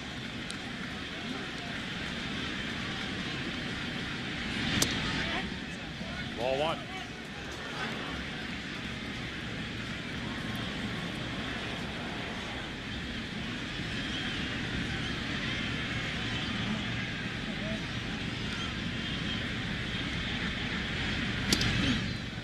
Bellhorn, strike one.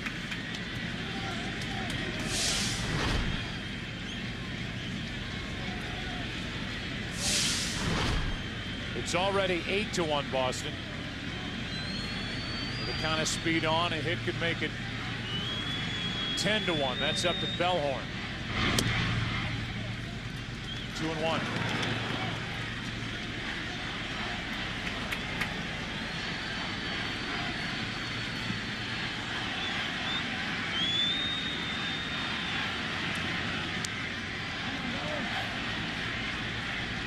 On 2-1, Bellhorn, strike two.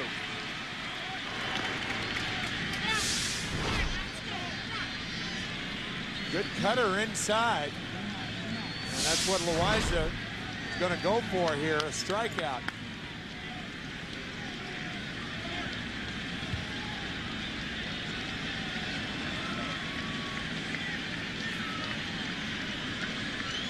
Bellhorn with a strikeout tonight and 2 walks.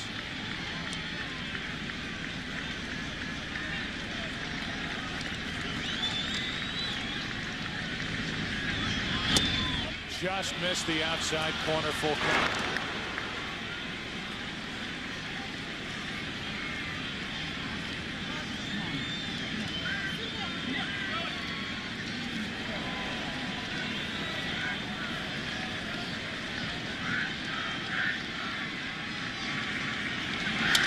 Bellhorn pops it up. Jeter at the shortstop position for out number 2. So Bellhorn misses a chance to add to a 7-run lead, and now Manny Ramirez will walk in. First base open, but David Ortiz is on deck. Pretty good 1-2 punch here in the 3-4 spots for Boston. About as dangerous as any team has going right now. More home runs than any tandem in Boston Red Sox history. 84 this year. That is saying something, considering the offensive power that the Red Sox have had over the years. 269 RBIs between them. The two out there for Ramirez here, and he hits it to third. Rodriguez makes the pickup to his left. The inning is over. Johnny Damon with a couple of home runs tonight. Will there be heartache in the Bronx? The grand slam, the two-run homer. Trying to qualify to have a chance to get a win is Derek Lowe, pitching in the 5th inning and delivering a strike to Kenny Lofton. Bottom 3 in the lineup for the Yankees. 8-1 Boston. 2 hops. Cabrera. 1 out.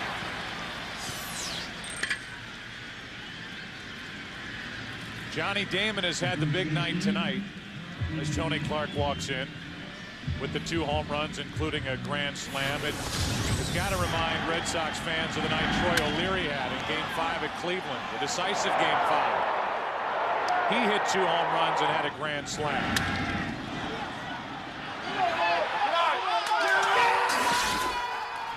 Tim, you and I were there, and that was not the biggest story of the night, even though it was nice for Troy O'Leary, and that gave the Red Sox the offense they needed. But it was the guy on the mound that came on to pitch 6 hitless innings. As Millar flips to Lowe, 2 out. That was Pedro Martinez.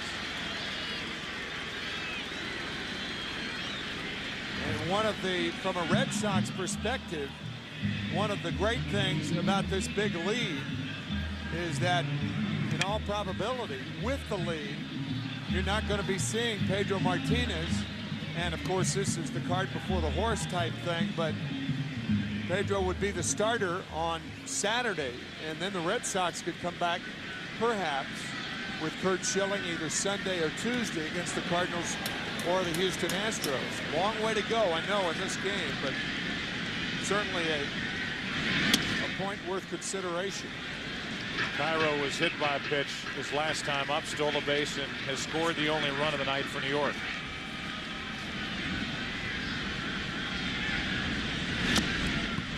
2-0. By the way, the official scorer has had a change of heart on that ball hit by Varitek in the 4th inning. That's now a base hit. And take an error off the board for the Yankees. The other error belongs to, and the only error now, Loaiza. Just like the umpires, he convened and got it right. Yes, they did convene.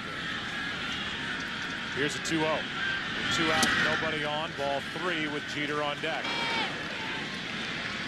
Only one time has Lowe had any help getting loose behind him.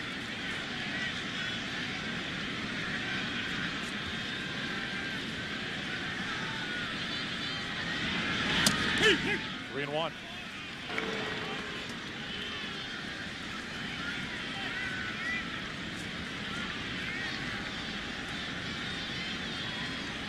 On 3 and 1. Cairo. Smart. Taking. It's full count.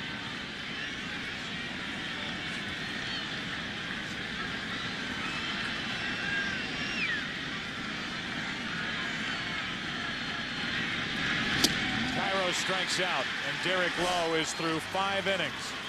2 strikeouts. 1 run on 1 hit allowed. 6th inning. It's 8-1 Boston. David Ortiz first in there against Loaiza. Took over in the 4th inning. Stopped the scoring. And then last inning, pitched around a hit and an error. 1 ball, 1 strike.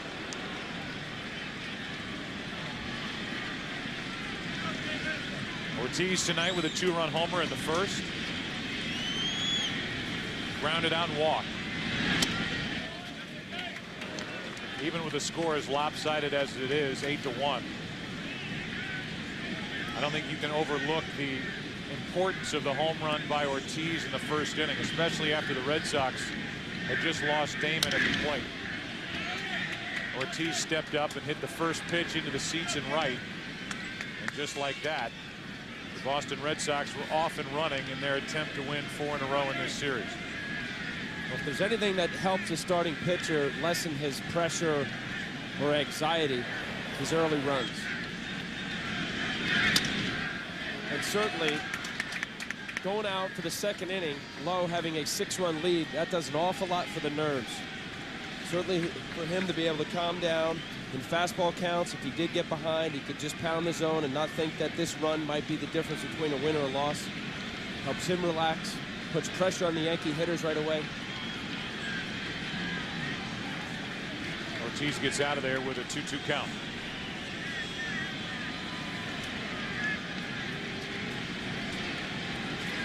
Varitek will follow, and then Nixon. 3 tough left-handed bats for Loaiza to try and handle. It's a full count.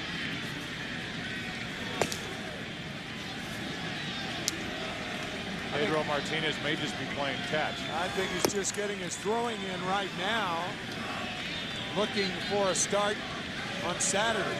And he can always re-warm up if he's going in the game. But at this point, Lowe doesn't look like he needs any help. And if you're going to rush Martinez back with 1 day of rest, why would you do it or even think about it up 8-1 in the 6th inning? Only reason you'd think about it is if the Yankees score 7 runs over the next 4 innings. 1 out. Nobody on for Varitek.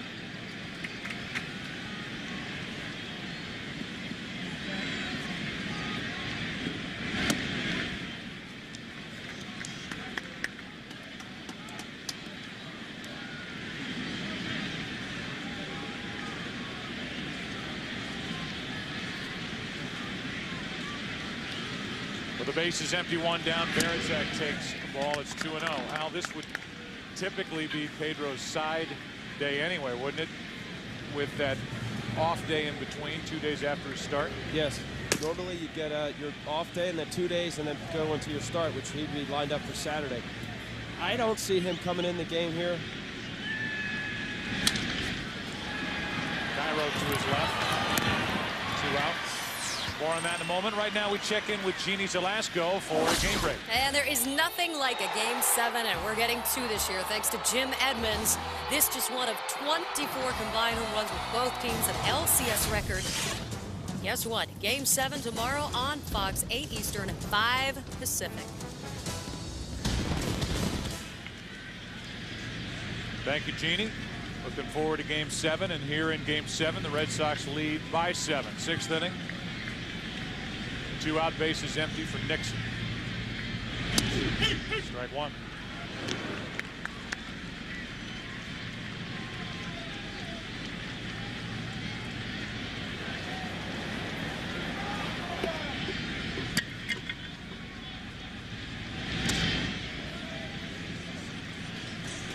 Esteban Loaiza was the loser, although he pitched very well, really hurt by the walks in Game 5 on Monday night. He went 3 1/3 in that game that was won 5-4 by Boston in 14 innings. It was really down to Loaiza. He was the last guy in the bullpen, and he impressed Joe Torre and Mel Stottlemyre with the way he pitched that night. Problem for the Yankees, he's the 3rd pitcher of the evening, and he took over in the 4th. World Series on Fox. Don't miss it. The crowd here at Yankee Stadium trying to get behind the top of the lineup for New York. Down by 7. 6th inning. Jeter, strike 1. Derek Lowe has allowed still only 1 hit. He hit Cairo with a pitch in the 3rd. Cairo stole 2nd. And Jeter drove him in. That's it. 1 walk for the only other base runner for New York. Cabrera to his left. Dominant performance to this point by Derek Lowe. America's #1 pregame show is back. And this week, take a look at the Jets' best start in franchise history. Their attempt to end the Patriots streak. Plus, they'll break down the Packers' chances to get back in playoff contention. And Raiders star Warren Sapp goes 10 yards with Terry Bradshaw. Fox NFL Sunday returns this week at noon Eastern, 9 a.m. Pacific. I think one guy out there is getting ready to potentially come in the game. You wonder about Pedro Martinez, how realistic it would be that he would come in. Right now, Lowe doesn't look like he needs any help anyway. I think, again, Terry Francona taking no chances and warming up Mike Myers for Hideki Matsui. Should two get on in front of him. Lowe has made these Yankee hitters look off balance all night. 16 outs thus far, 2 strikeouts, and 11 ground ball outs.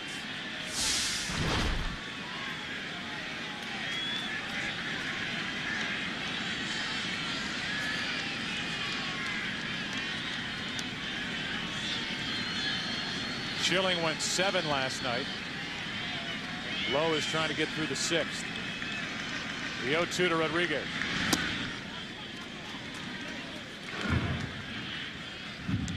I'll tell you how momentous I think this game is if the Red Sox win.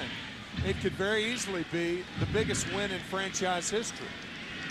When you think about all the disappointments, coming back from a 3-0 deficit. Another one to Cabrera. The crowd groans as Rodriguez makes the second out here in the 6th inning. Mentioned Schilling. He is our Budweiser fantasy player from ALCS Game 6.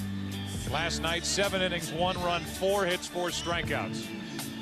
Log on to foxsports.com on MSN. Keyword fantasy baseball. Tonight's game is brought to you by Budweiser. Grab a cold, fresh Budweiser. It's game time. Here is Sheffield. I know the Red Sox won the World Series 5 times in the first 15 years of their existence. But how could any of those wins, any of those World Series wins, be any bigger than this game right here?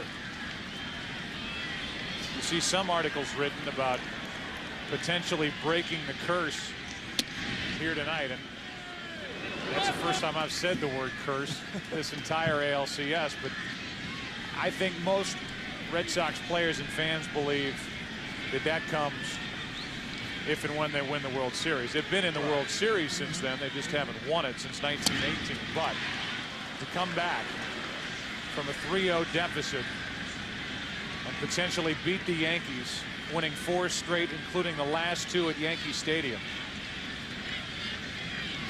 I'll go along with you. The importance of this game in their franchise history, trying to get to the World Series for the first time since 1986. Derek Lowe has been sensational. Absolutely fantastic. He's allowed only 1 hit and 1 run. 7th inning rolls in. Still 8-1 Boston. Back after this from your local Fox station. Kevin Millar first step for Boston, 7th inning. 8-1 the Red Sox lead it. Millar, then Miller, then Cabrera. Loaiza deals and Millar hits it foul.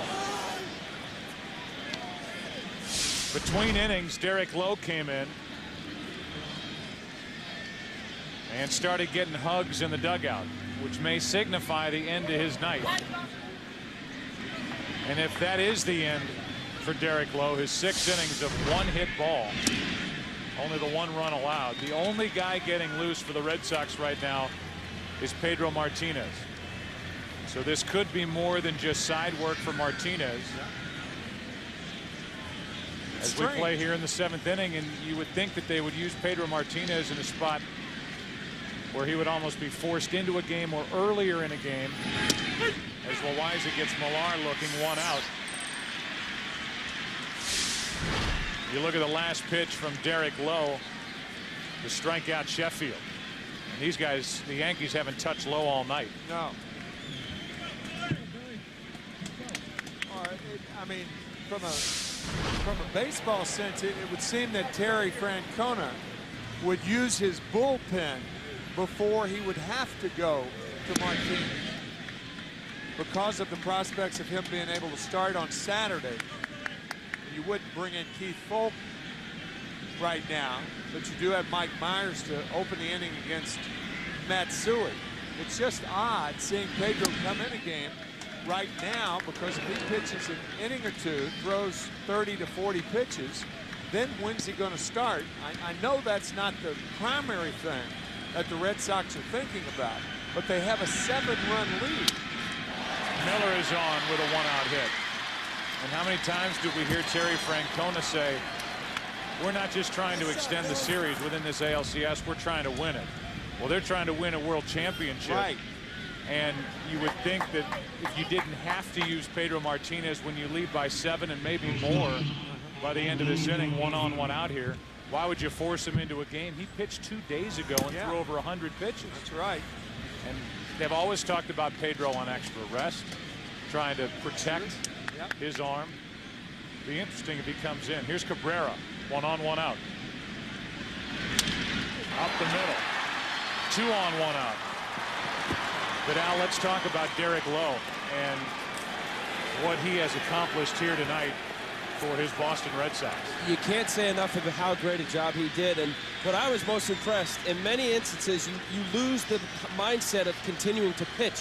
When you have a big lead, if you do get behind in counts, pitchers have a tendency to just pound the zone and just use one pitch. He used all of his pitches, and what made him most effective was, as a result of him being up in a big lead, he knew the Yankees either had to go deep in the count and was spotting him a strike. He would throw a little straight four-seam fastball or cutter and come back with that sinker. He had a tremendous sinker today. Joe Torre is going to make his way out of the Yankee dugout and make a pitching change. 2 on 1 out. Yankees already down by 7. And Loaiza right now in the conversation with Joe Torre, with the top of the order coming up. Johnny Damon will be the hitter, and they have not made the call to the bullpen yet. The lefty Heredia is out there. Now Joe Torre talking to the home plate umpire Randy Marsh, trying to buy more time. And here comes Heredia. So the pitching change is made. Joe Torre just tried to buy Heredia a couple of extra pitches out in the bullpen. In the 7th, and the Red Sox threaten to add to their lead.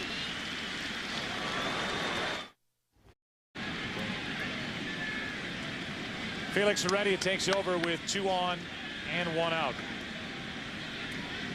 Red Sox with runners at first and second. Johnny Damon at the plate.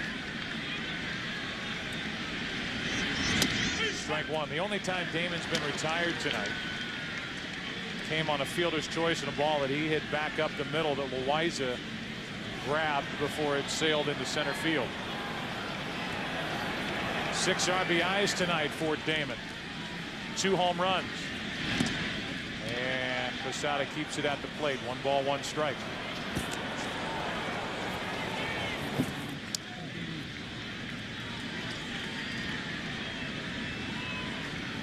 It is tough to go into a series if you're the Yankees facing this Boston lineup without a left-handed reliever that you really trust in your bullpen, with guys like Damon, Ortiz, the left-handed power of Veritek and Nixon. Back to Heredia. Throw to second. Out at first. Double play. And Felix Heredia avoids further damage. Pedro Martinez getting loose. Is he coming in? Time to stretch at Yankee Stadium. So while he continues, well, Pedro Martinez is on the mound. He takes over for Derek Lowe, who was sensational. 6 innings, 1 run, 1 hit in this Game 7 start on short rest. Struck out 3, walked 1. Doug Minkiewicz takes over at first to improve the defense, and Pedro deals with Matsui.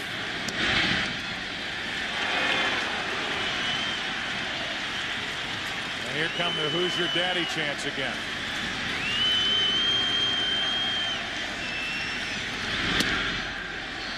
2-0. Commenting further on this strange move, Al and I were talking about it between innings. Maybe Pedro asked to come in the game. Matsui rips it down into the corner. Played off the wall by Nixon, and Matsui has the second Yankee hit of the night.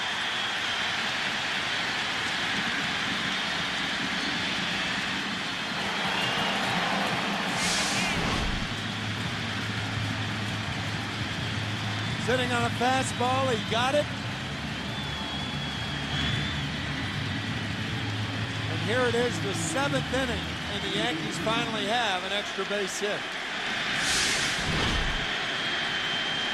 Now it's Bernie Williams who homered off Martinez 2 days ago.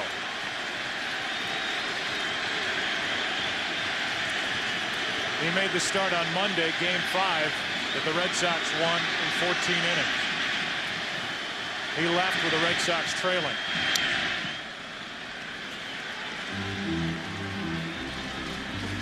You could even understand if it's a 2 or a 3-run game. The Red Sox were up by a run, a two-run lead, a 3-run lead, but a 7-run lead. And by bringing Pedro in the game, you get the crowd back into it. Yeah, right.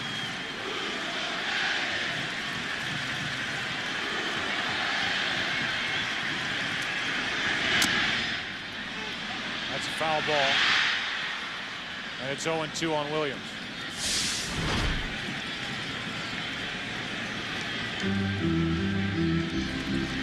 Well, the only reason why we're a little confused about Pedro out here is Francona talked about how they wanted to give Martinez an extra day. On his normal 4-day rest on the 5th day, he had certain numbers that weren't as good as 6th day.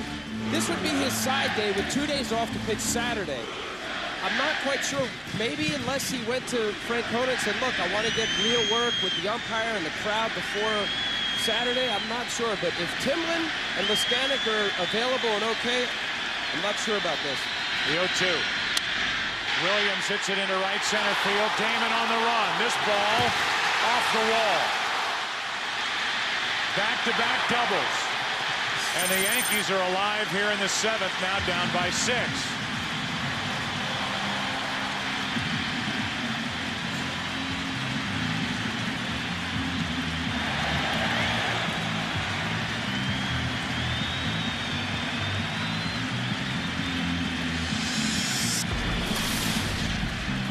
Bernie Williams gets an 87-mile-an-hour fastball and hits it hard.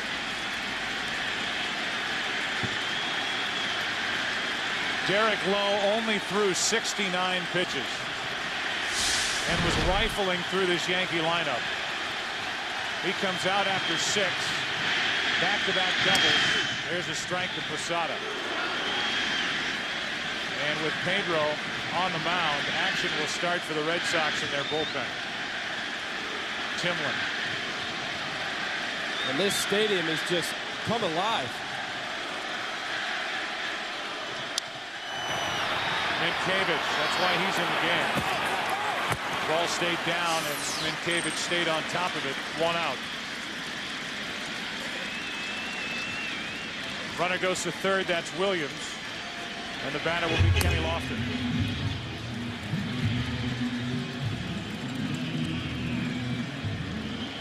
So you can look at it from 2 different angles. The effectiveness of Derek Lowe, having thrown only 69 pitches, granted with short rest. And the other, the bigger picture, looking ahead to the World Series. Is that planning too far ahead when you haven't won this game? Maybe so, but you have to be planning ahead with the World Series set to start on Saturday. It was a 7-run lead. Now it's a 5-run lead.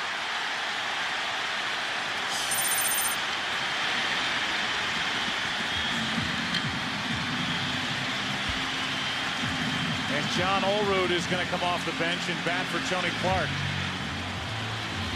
So a breaking ball spanked to center field by Lofton. I think if you're worried about this game, instead of putting Martinez out there, leave Lowe in the game. Absolutely. And instead with throwing 69 pitches, I mean, how effective do you want him to be? How much more effective can he be?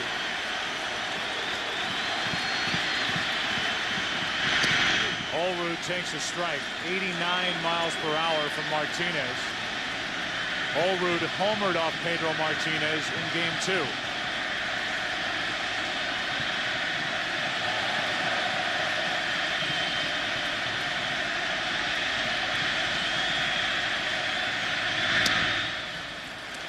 One ball, one strike.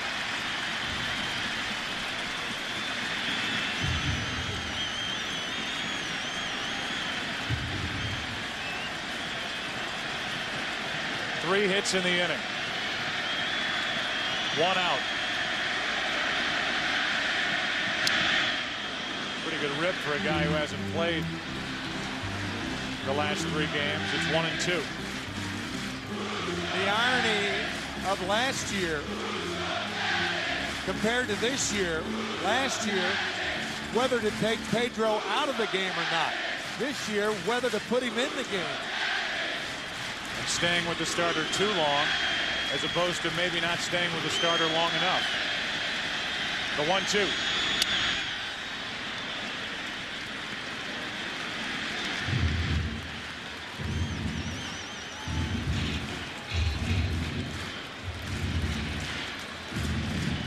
Timlin ready to go if Francona wants to go that way.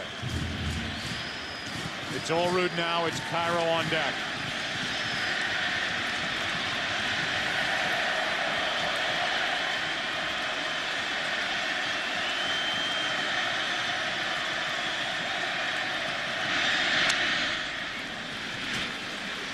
Let's go to Kenny Albert. So much made of Curt Schilling prior to this series, talking about shutting up 55,000 New Yorkers. Well, I'm down here next to the Yankee dugout, and Pedro Martinez has woken up 55,000 in this crowd. They are back in it. The Yankees are trying to climb back into the game, now trailing by 5.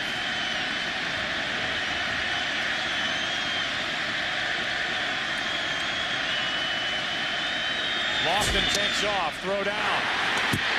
Safe.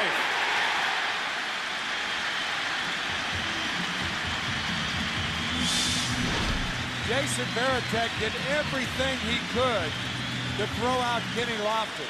Quick throw, strong throw, safe at second.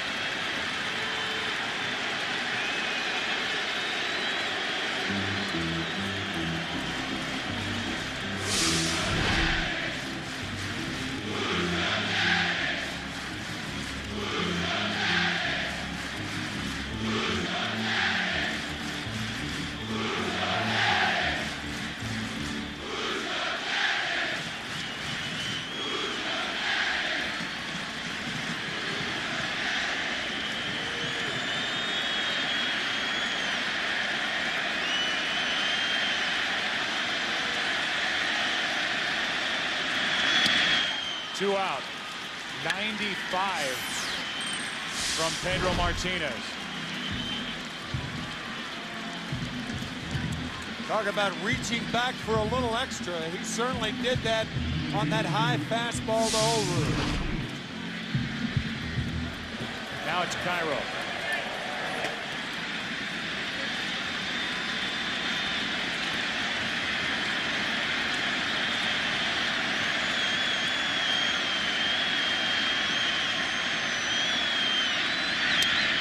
Good pitch off the hands, 93.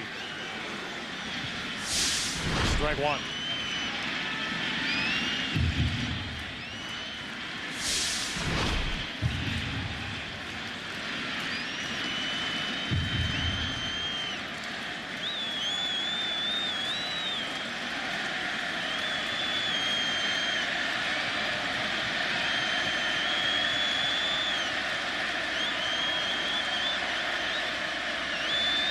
Timeout called at the plate by Varitek, who wants to talk.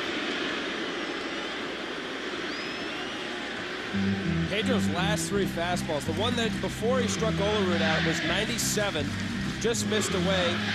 95 he struck out Olerud, and the last one was 94. you wonder, you know, the pregame warm-up for a starter can be as long as 25 minutes, 20 minutes, 15 minutes. You wonder, did he get enough? Was the routine what he's accustomed to as a starter?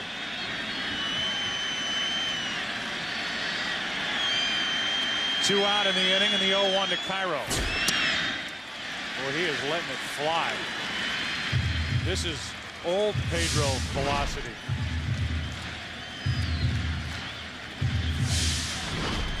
Showed you the highlights of that 6-inning no-hit effort in the '99 Division Series. Game 5 at Cleveland. And he was throwing like this back then.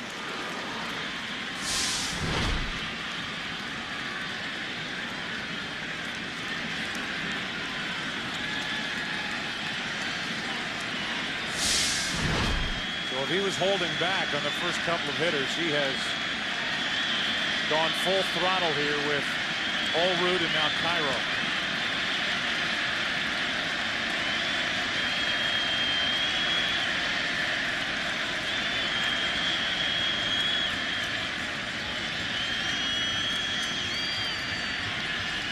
Meanwhile, the Red Sox have missed a number of opportunities the last few innings to really blow it open. Because of that, this is the biggest out of the game thus far.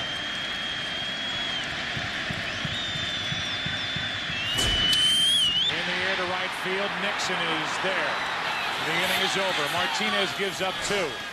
The crowd climbed back into it. Martinez stopped it there, and after 7, it's 8-3 Boston.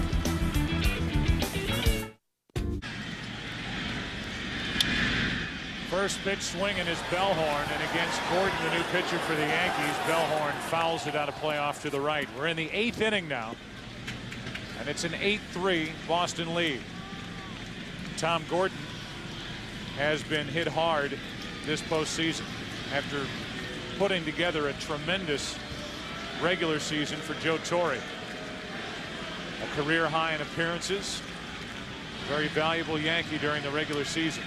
Saw Olrud, he stays in the game at first. And Bellhorn takes the ball outside. Heredia went 2/3 of an inning. Got the double play ball. Loaiza 4 shutout innings on 4 hits. 2 strikeouts, no walks. Bellhorn hits it into right. If it's fair, it's gone. It is gone. Home run, Bellhorn. His second in as many nights and his 3rd ever here at Yankee Stadium. It's 9-3. And any momentum that the Yankees just picked up in the bottom of the 7th is taken away with 1 swing by Mark Bellhorn. Oh, was that ball hammered? Let's listen to it hit the fence, running alongside the foul pole.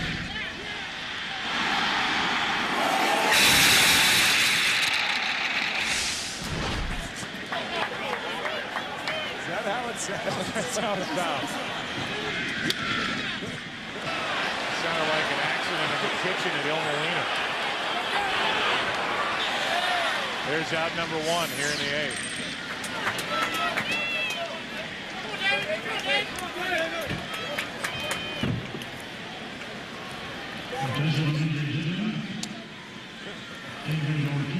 With the bases empty, 1 down, here's Ortiz.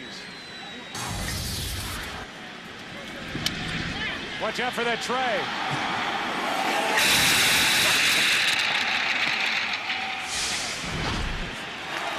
It's the worst sound I've ever heard. With 1 out, nobody on. Here's David Ortiz. Strike 1.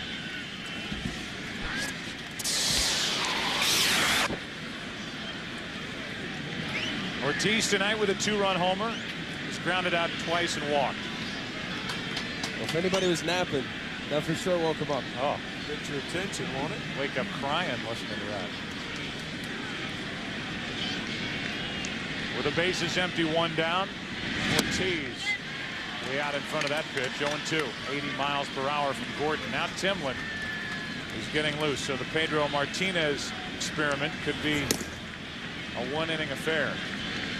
say this, after giving up the 2 runs, Pedro Martinez kicked it up another notch. Ortiz off the end of the bat, shallow center. Long run for Bernie Williams, and Jeter. What a play by Jeter. 2 out. Jeter with his back to home plate.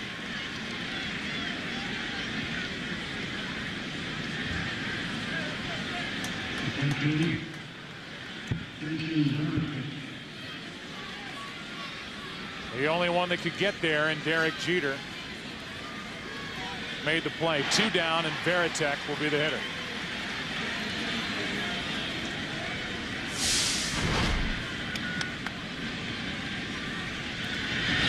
Varitek with a hit tonight. 1 for 4. 9 out of 27 in this series with 2 home runs and 7 RBIs.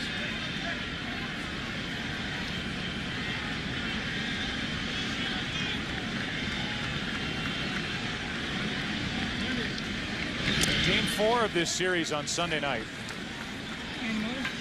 The Yankees had the lead with the Red Sox batting in the bottom of the 9th inning. A fresh inning for Rivera, who had taken over in the 8th. Rivera walked the leadoff man, Kevin Millar, and the Red Sox pinch ran with Roberts. He stole second and scored on a base hit up the middle by Bill Miller to tie it. Then great relief work the rest of that night by this Red Sox bullpen, predominantly Leskanic, who ended up with the victory. A game that was won in the 12th inning on the home run by David Ortiz. And then the next night, the Yankees blew a 4-2 lead as the Red Sox got 2 in the 8th inning. A home run by Ortiz to make it a 1-run game. A sac fly off the bat of Varitek, the guy at the plate here, with Rivera on the mound again. It's a blown save, albeit a situation where he came in with 1st and 3rd and nobody out. But then the Red Sox went on to win that game in the 14th inning, winning last night here at Yankee Stadium 4-2 behind Schilling, Arroyo, and Folk. And now leading here in Game 7, 9-3 in the 8th. Varitek in the air to left from Matsui. Game 7 is headed to the bottom of the 8th. For the Yankees, it'll be the top of the lineup. They trail Boston in Game 7, 9-3. Series. They put Pokey Reese in the lineup to improve their defense at second base. And Joe Torre's Yankees are on the verge of a colossal collapse if they can't come up with 6 runs before the Red Sox get 6 outs. For as staggering as it would be for the Red Sox to come back down 3-0, it is amazing to think of this Yankees team, which has had so much success against the Red Sox and so much success in the postseason under Joe Torre, blowing a 3-0 series advantage. 2-0 from Timlin, the 3rd pitcher of the night for the Red Sox. Except the way to do that is when you do not have a strong pitching staff. The Yankees started the season with poor starting pitching, and they could be ending the season tonight with poor starting pitching. It's the toughest thing in the world to replace during the season, and Brian Cashman, their general manager, knows that. 3-0 is the count on Jeter. Rodriguez and Sheffield, the next 2 hitters. 3-1.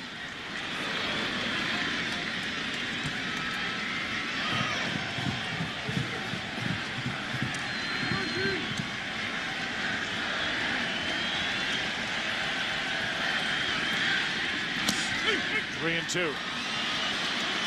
Well, we posed early the question, could this be the best win in the Red Sox history? Could this be the worst loss in the Yankees history? Interesting question. Of course, not just within this game, but over the past 4 nights. 3-2 pitch. Jeter grounds to third. Fair ball. Miller. Long throw. And there's Minkiewicz. Digging it out for out number 1 here in the bottom of the 8th. What a play. The human vacuum cleaner sucks up another one. This is a terribly tough hop in between. And watch the stretch and the grab.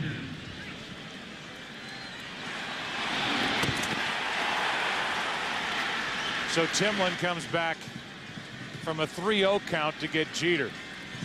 And Derek Lowe, who's in line for a Game 7 win, be the biggest win of his life, cheering from the bench. Former Gold Glove Award winner with the Twins.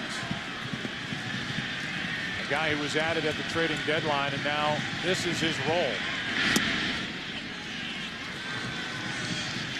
Coming off the bench with the late inning relievers trying to improve the defense, whether it's Timlin here in the 8th. A lot of times he enters with Folk in the 9th. 1 ball, no strikes on Rodriguez, who has hit the skids in this series. 1-1. 0 for 3 tonight. Last night had 1 hit, a single. Hitless in Game 5 the previous night. 2-1. Terry Francona telling us before the start of Game 4 that even if Derek Lowe can't stand me and wants to use that as an incentive to go out and win, that's fine with me. Sox were down by 3. Lowe pitched very, very well in Game 4. Better tonight with more run support. And the first hug he got in the dugout was from Terry Francona. I'm with you all the way. Here's a 3-1. Full count from Timlin.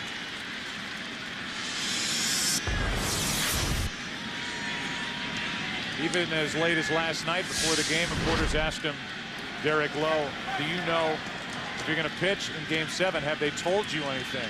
Lowe's response was, why would they start now? Still bitter. But he made the most of his start tonight in Game 7.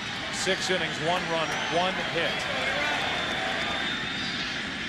Then Pedro. Now Timlin. 2 out.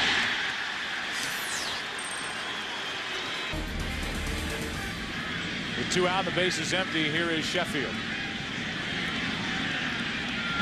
It's interesting to watch Rodriguez make that last out and think about this past offseason, how close the Red Sox came to getting Alex Rodriguez. There's a response at the cask and flagon. That was the greatest bar. We've got cameras in 2 bars. Wow. 1 ball, 1 strike with 2 out, nobody on here in the 8th inning. Rodriguez so close to becoming a member of the Red Sox. $12 million difference. Sheffield went around strike 2. The addition of Schilling, who was brilliant last night. Manny Ramirez staying with the Boston Red Sox. Garcia Parra staying until the trading deadline this year, ending up with the Cubs. Cabrera added. And now the Boston Red Sox are 3 defensive outs away from their first trip to the World Series since 1986. What a night for the Red Sox here at Yankee Stadium. Let's go to the 9th. 9th inning now, and Trot Nixon is first shot for Boston. He takes a strike from Tom Gordon. Nixon, Minkiewicz, and then Miller. A 9-3 Red Sox lead.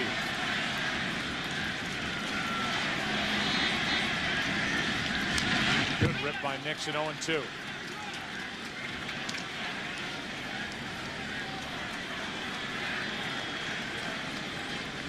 Gordon came on in the 8th, gave up the home run to Bellhorn. One of 4 home runs hit tonight by Boston. started in the first.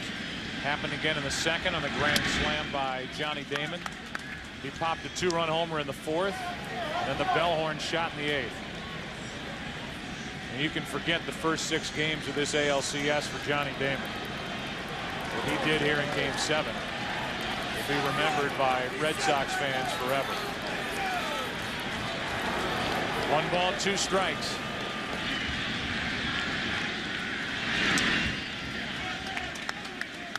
Two balls, 2 strikes.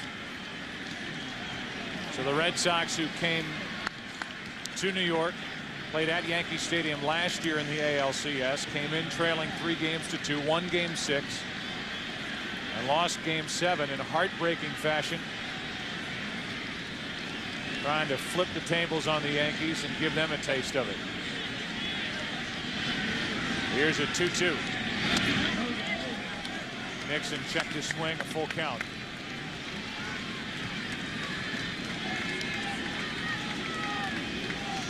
Timlin worked the 8th.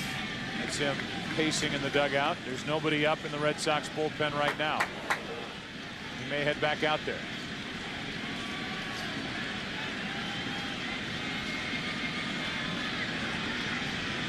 Nixon leading off. Starts it with a hit. Johnny Damon, the hitting hero tonight for the Red Sox, talks about his toughest moment in the big leagues. I would have to say losing the ALCS last year. You know, we were so close. That game, you can never forget. You know, we were real close, and then the Yankees came back, and that's what they do. That's why they've been a great team all these years, and that's why there's a little more extra incentive for us this year. We don't want that feeling again.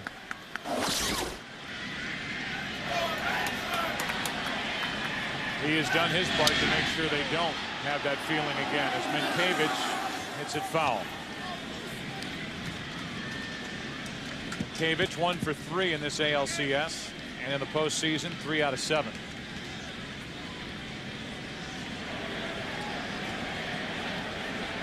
People around New York, if the Yankees complete this collapse, and it would be the biggest collapse in postseason history, up 3-0 on the Boston Red Sox, with Boston trying to win 4 in a row and win the final 2 here at Yankee Stadium. We'll be wondering what the reaction will be from George Steinbrenner. What will he do? The fact that it's Boston makes it even worse for the boss.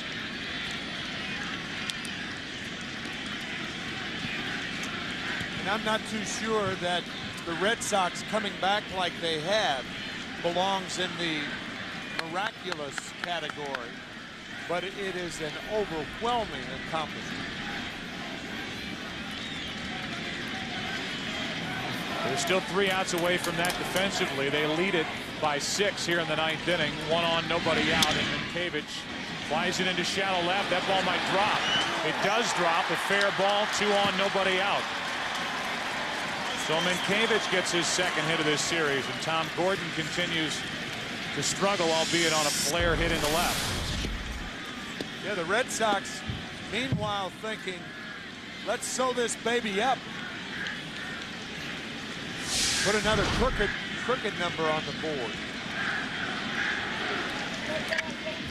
Well, you look at this Yankee bullpen. All year long, Joe Torre had to rely on a lot of work from 3 guys. They never had the left-hander, the Stanton-type left-hander. So it was Quantrill, Gordon, and Rivera. Quantrill seemed to run out of gas in the second half of the season. Gordon set a career high for appearances, as did Rivera. And Rivera has blown a couple of saves back-to-back games in this ALCS. He's getting loose right now as Gordon is in trouble in the 9th inning. 2 on, nobody out. Bill Miller at the plate. And Miller flies one into center field. Nixon will tag. He will advance to third. The throw is in towards second. First and third, 1 out. So Miller a productive out. puts an extra run 90 feet away with only 1 out. Here comes Cabrera.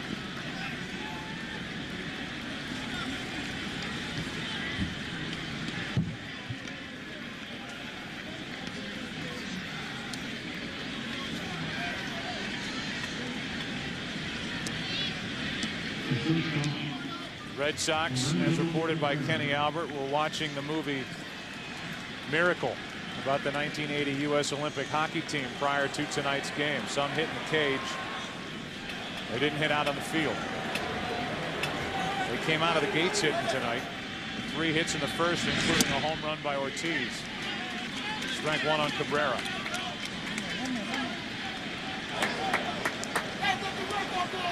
That old George Carlin line comes to mind now. No one says it's only a game when they're winning.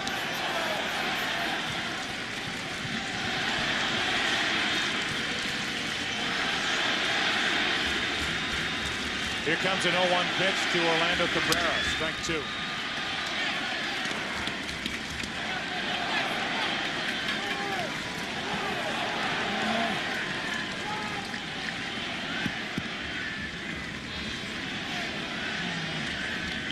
Back-to-back hits. Nixon, then Minkiewicz. Miller fly to deep left center.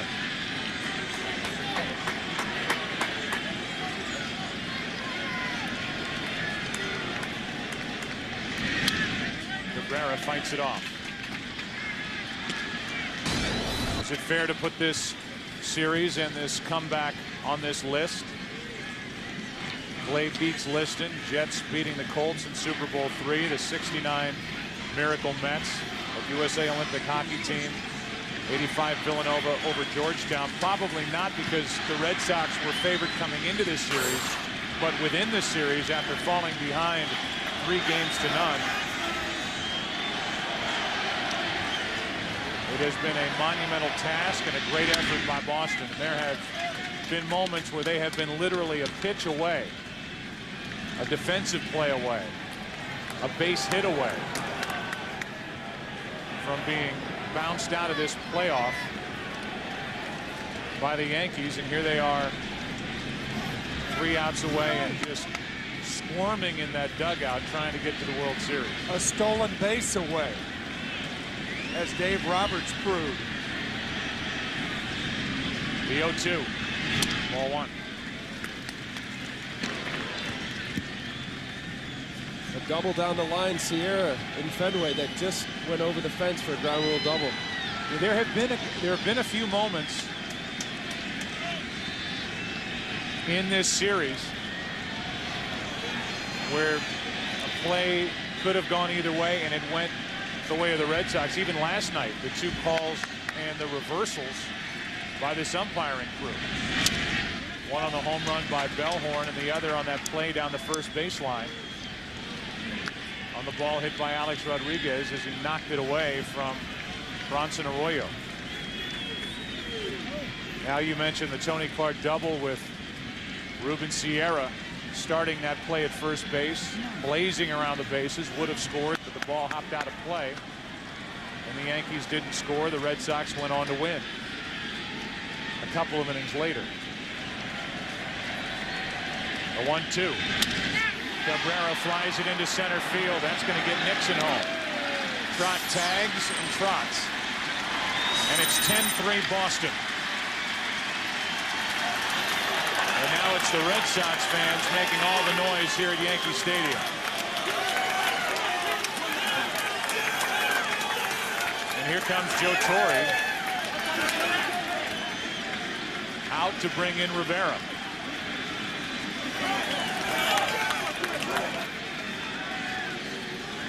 The Red Sox have matched their biggest lead of the night. Rivera coming in. And at this moment, the Red Sox could care less. Why the Red Sox are sitting where they are, even in this series, and tonight on the verge of getting to the World Series, is because they didn't fear Mariano Rivera. They respect him.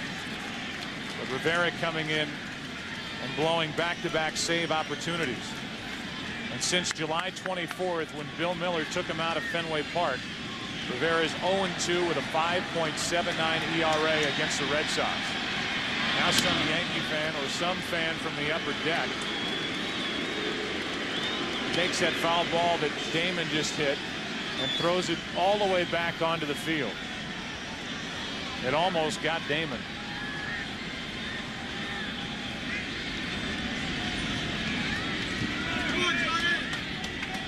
Strike one from Rivera.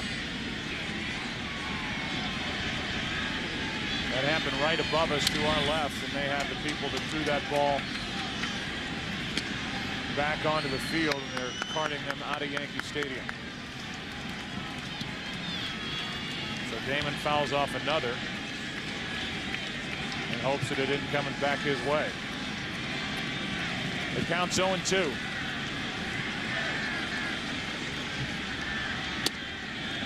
Ball one high. Because of the presence of Rivera starting in Game 4, and for good reason, Terry Francona managed the remainder of this series brilliantly. You can always argue with a move here or a move there, but he knew the urgency. He knew the presence of Rivera in the late innings. He didn't mess around with the 6th and the 7th. And now here are the Red Sox taking the field, bottom of the ninth, leading 10-3. Mike Timlin will try to get the final 3 outs, bottom of the 9th inning. The 4, 5, and 6 hitters, 3 guys who helped carry the Yankees early in this season to that series, 3-0 series lead. Matsui was right in the middle of it. 5 RBIs in Game 1. His night in Game 3, that 19-8 win at Fenway Park. He and the guys around him in the Yankee lineup have been shut down for the most part the rest of the way. Games 4, 5, 6, and now 7.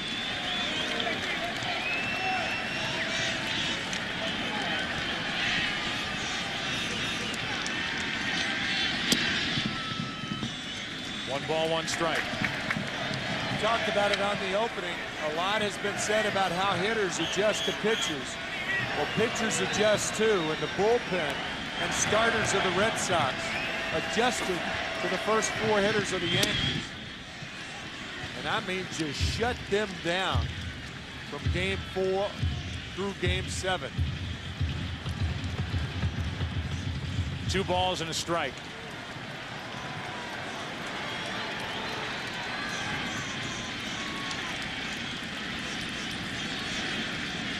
Hideki Matsui rips it into right field. Nixon will play it off the wall, and Matsui will hold it first for the leadoff single. A 10-3 Boston lead, and Bernie Williams walks in.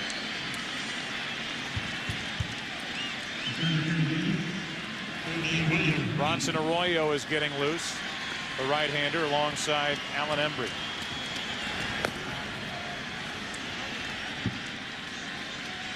After this game, we will have the post-game celebration by one of these 2 clubs. The trophy presentation and interviews from Yankee Stadium. Bernie Williams takes ball 1.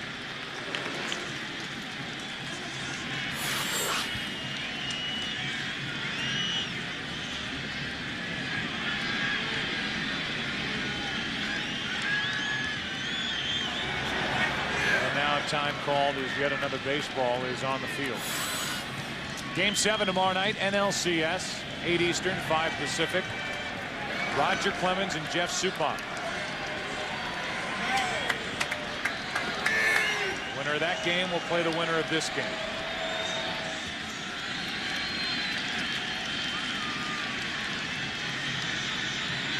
The 1-0. 2-0. Bernie Williams tonight, 1 for 3.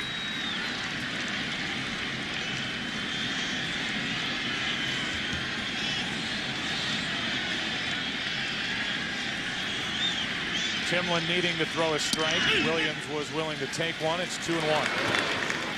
Tim, you mentioned about the adjustments. In the last 4 games, the 1 through 4 batters are batting 167 collectively as a team. There was a lot of adjustments going on. Some good quality pitches being made. Dave Wallace, the pitching coach for the Red Sox, a guy who doesn't get probably enough credit. Good job he's done with this group. He's taking over midway through last year for Tony Cloninger.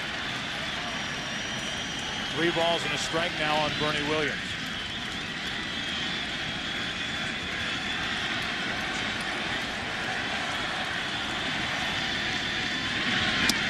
Full count.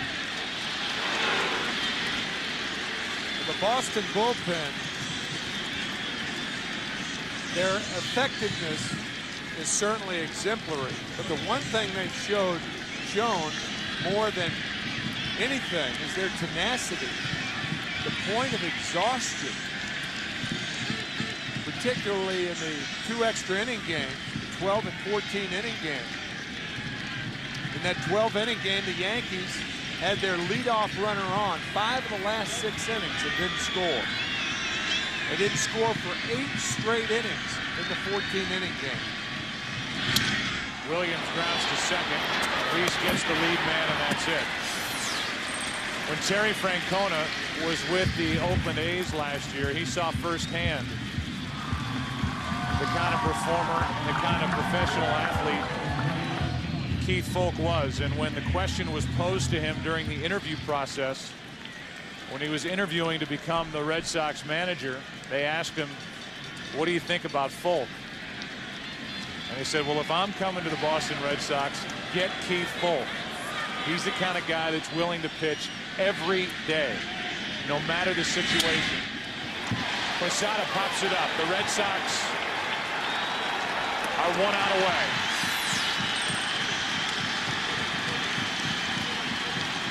It would be Boston's first pennant since 1986. Their first postseason series victory over the New York Yankees.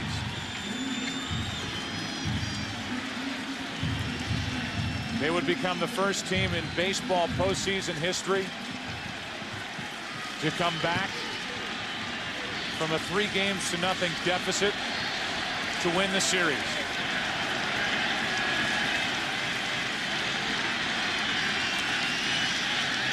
And they can close it out here at Yankee Stadium. Ball 1 to Kenny Lofton. Taking second is Bernie Williams on fielder's indifference.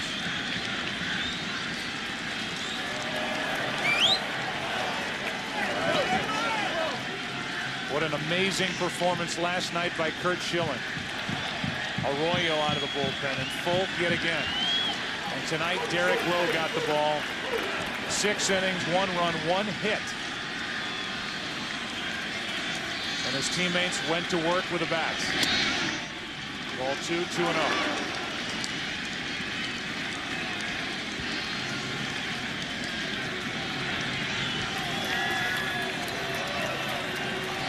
Red Sox can't wait to explode out of that dugout.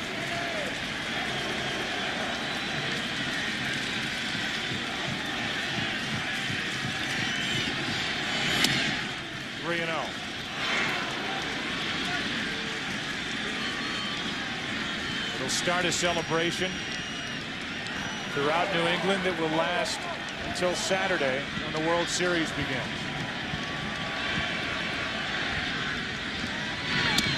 A 4-pitch walk to Lofton, and Olerud will be the hitter.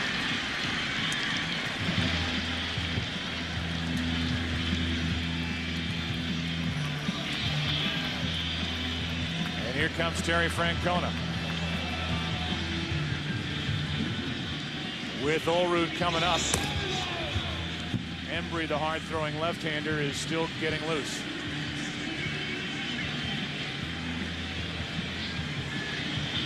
And not wanting it to get any tighter, Francona is going to go to Embry. 10-3 in the ninth with 2 out.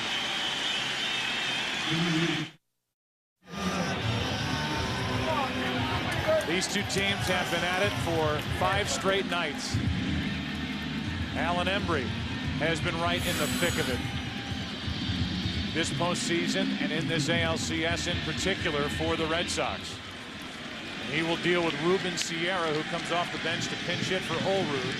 With 2 on, 2 out, 10-3 Red Sox in the bottom of the ninth.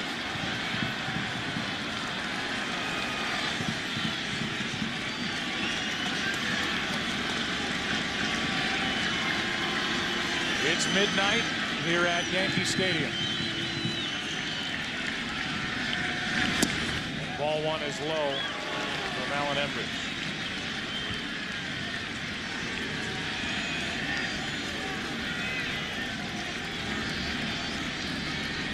This would be the 5th pennant for the Red Sox since that 1918 season. And here it is, ground ball to second. Reese, the Boston Red Sox have won the pennant.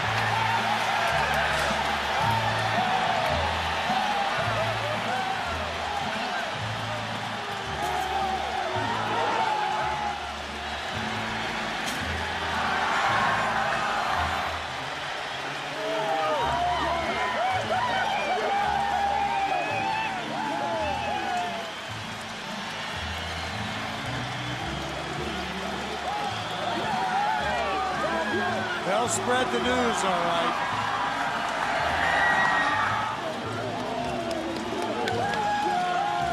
The Boston Red Sox earned this celebration here at Yankee Stadium with the biggest comeback in postseason baseball history.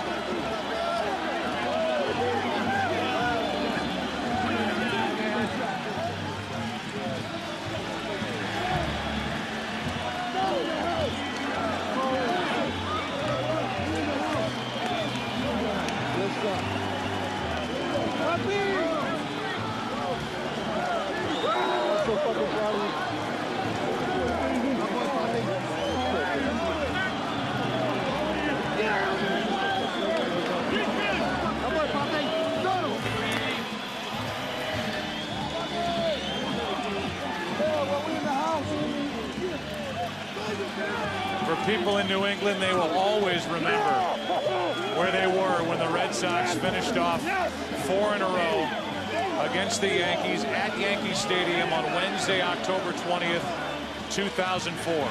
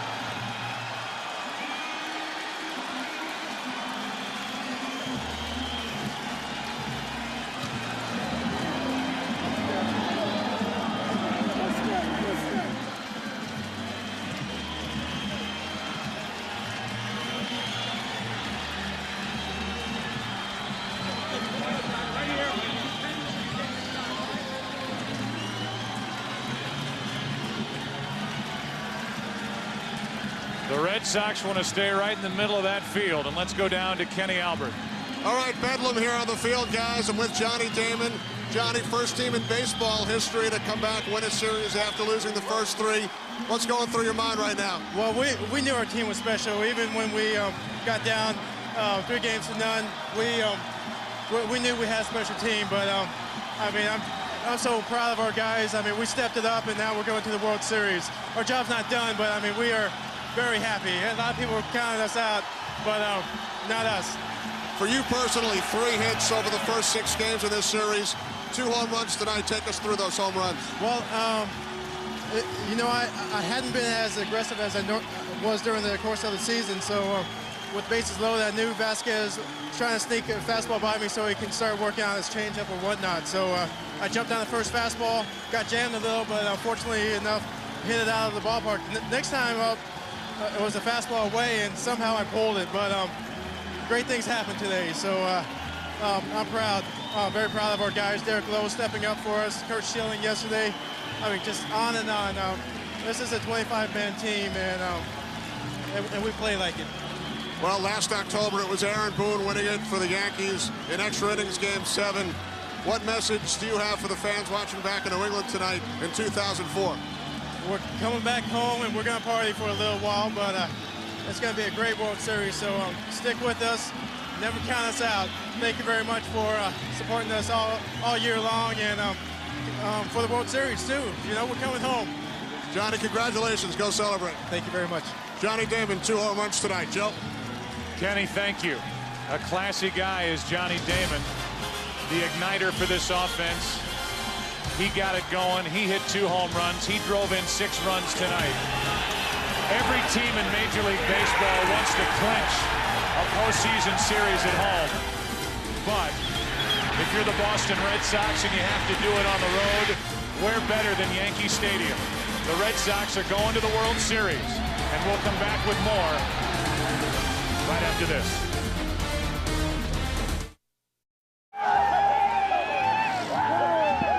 The celebration here on the field at Yankee Stadium. The Red Sox clinching the pennant.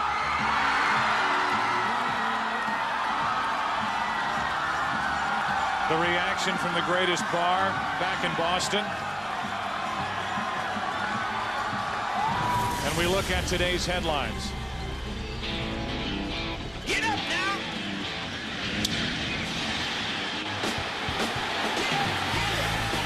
Johnny Damon, a grand slam and a 2-run shot.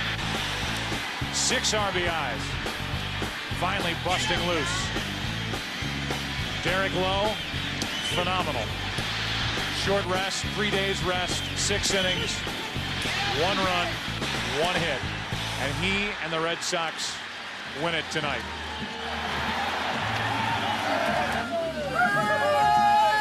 Let's go down to Kenny Albert with the winners. Kenny?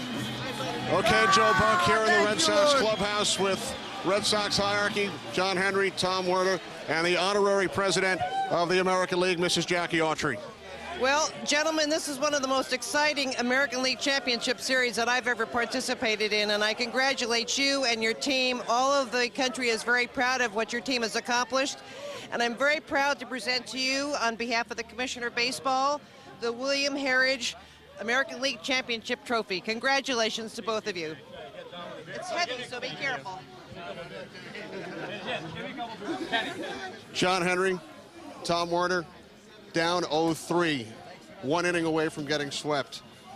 In your wildest dreams, could you have imagined being up here on this podium tonight? The greatest comeback in baseball history. You know, you couldn't have done this, to come back this way, down 3-0, to win in 12 innings, to win in 14 innings, to come into the Yankee Stadium and win 2. How could you possibly do that if you didn't have the greatest fans? We sold out every ticket this year at Fenway. We have the greatest fans, and this is one hell of a baseball team. This is for you, New England. This weekend in Boston, we're bringing a World Series, and we're bringing this home tonight to Logan. There's been a lot of heartache in Boston in the last couple of decades, but I think this is such a sweet victory. This makes up for it. And on behalf of all the fans of Red Sox Nation everywhere who never lost faith in this team, what a historic achievement. And to do it in Yankee Stadium was very sweet. Team President Larry Lucchino, you conquered the evil empire. Well, all empires fall sooner or later, but this is a very good team, and we have a lot of respect for the Yankees and what they've done. But this is a happy moment, proud moment for Red Sox Nation. From New England to California to Dominican Republic, wherever they are, they're very proud tonight, and they should be. What was going through your mind when the final out was recorded? Well, I was just wondering how we were going to get from where we were down here, but John Henry made the comment that everyone in America thought we were safe with this. Theo, man. Thank you. Thank you. General Manager Theo Epstein, as he celebrates with Tom Werner. Theo? Theo Epstein, one of your major acquisitions last season. You brought in David Ortiz, an unbelievable series for David. David stepped up all season long. You know, he was a guy that we love to have up in clutch situations, and this series was no different. You know, he raised his level of play and carried us around. You grew up in Boston, huge Red Sox fan. What's going through your mind right now? I'm just thinking of all those great Red Sox teams that never quite could beat the Yankees, the 49 team, Williams, Dorr, DiMaggio, Pesky's for you guys, 78 team, our team last year. We got it done. Now we're going to the World Series, going to get that one done. Let's bring Mrs. Autry back up. We have one more presentation as David Ortiz celebrates. Mrs. Autry, the MVP presentation. Well, I'm here to present the Most Valuable Player Award, the Lee McPhail Most Valuable Player Award, to David Ortiz. David, congratulations for winning this wonderful award today. Very proud of you. So is all of Boston. Congratulations. David, after Game 5, you said I need some of my teammates to pick me up as well and talk about what Johnny Damon was able to do today with his 2 home runs. You know, it's been just unbelievable. You know, we just try to stay together going through this. Nobody thought that we were gonna put ourselves together and get to this point. But I don't know who came with the idea of keep the faith. Whoever came with the idea, I think that was the best words ever created here in the Boston nation. I think Johnny just showed who he always has been, you know, out there. A great hitter, a great player, and he feel like he had to do something, he did it. David, congratulations, great series. Good luck in the World Series. Thank you very much. David Ortiz, Most Valuable Player of the American League Championship Series. Red Sox moving on as we send it across to the Yankee side. Curt Menefee standing by with Yankees manager Joe Torre. All right, we're with Yankee manager Joe Torre. And Joe, first of all, you had a chance to talk to your club. Can you give us a sense of what your message was to them? No, not really. I mean, it's just, you know, it's a very personal thing. You know, you start with these guys in February, you change a few faces here and there, and, you know, you go through a lot. You go through a lot, and you spend more time with these guys than you do with your family. And, you know, I was proud of the way they conducted themselves all year. A couple of days ago, you were within 3 outs of winning this series with Mariano on the mound. A couple of times. Yeah, a couple of times, actually. I mean, when you go through the way this series wound up ending up with you not winning and clinching that game, do you look back right now and say, you know, think about what could have been? Is that what most of your offseason is spent doing? You know, what was it, back in 98, I said to my wife, why are all these good things happening to me? You know, because we got the hops and you know, we came back from what seemed like insurmountable odds and won some games. And, you know, it doesn't always happen for you. You know, I had guys out there busting their tails, ready to play all the time. And, you know, just because you're the greatest closer in the world doesn't mean it's always going to be wonderful. And as I say, I'm proud of the way they conducted themselves. Considering the rivalry between these two clubs, I mean, obviously it always hurts when you lose a Game 7. Any more sting because it's the Red Sox and because you're up 3-0? Well, I mean, up 3-0, you know, especially the 2 extra inning games in Boston where we had leads in the late innings, which is normally our game. But no, I said before the game, I said, you know, our goal wasn't to keep the Red Sox from going to the World Series. Our goal was to go to the World Series. So, you know, you really can't think of defending against them. We needed to win, and we didn't get it done. All right, thanks a lot for your time, Joe. Okay. All right, back up to you, Joe Buck. All right, Curt, thanks to you for the interview and to Joe Torre, such a classy man, thoughtful answers, and we thank him for stopping by and joining Curt Menefee. So the Red Sox continue to celebrate, as they will in New England long into the night. Let's go back down to Kenny Albert. All right, Joe, with Red Sox manager Terry Francona. And Terry, I know last year when the Yankees beat the Red Sox in Game 7, you were traveling back from Oakland. You were a coach with the A's at the time. Down 0-3, 1 inning away from getting swept. Did you ever in your wildest dreams imagine this would be possible? Actually, yeah. We, because of the guys we have and the way we try to go about it, we just tried to simplify it and go inning by inning. And that was the only way we had any chance to accomplish this. We're playing such a great team.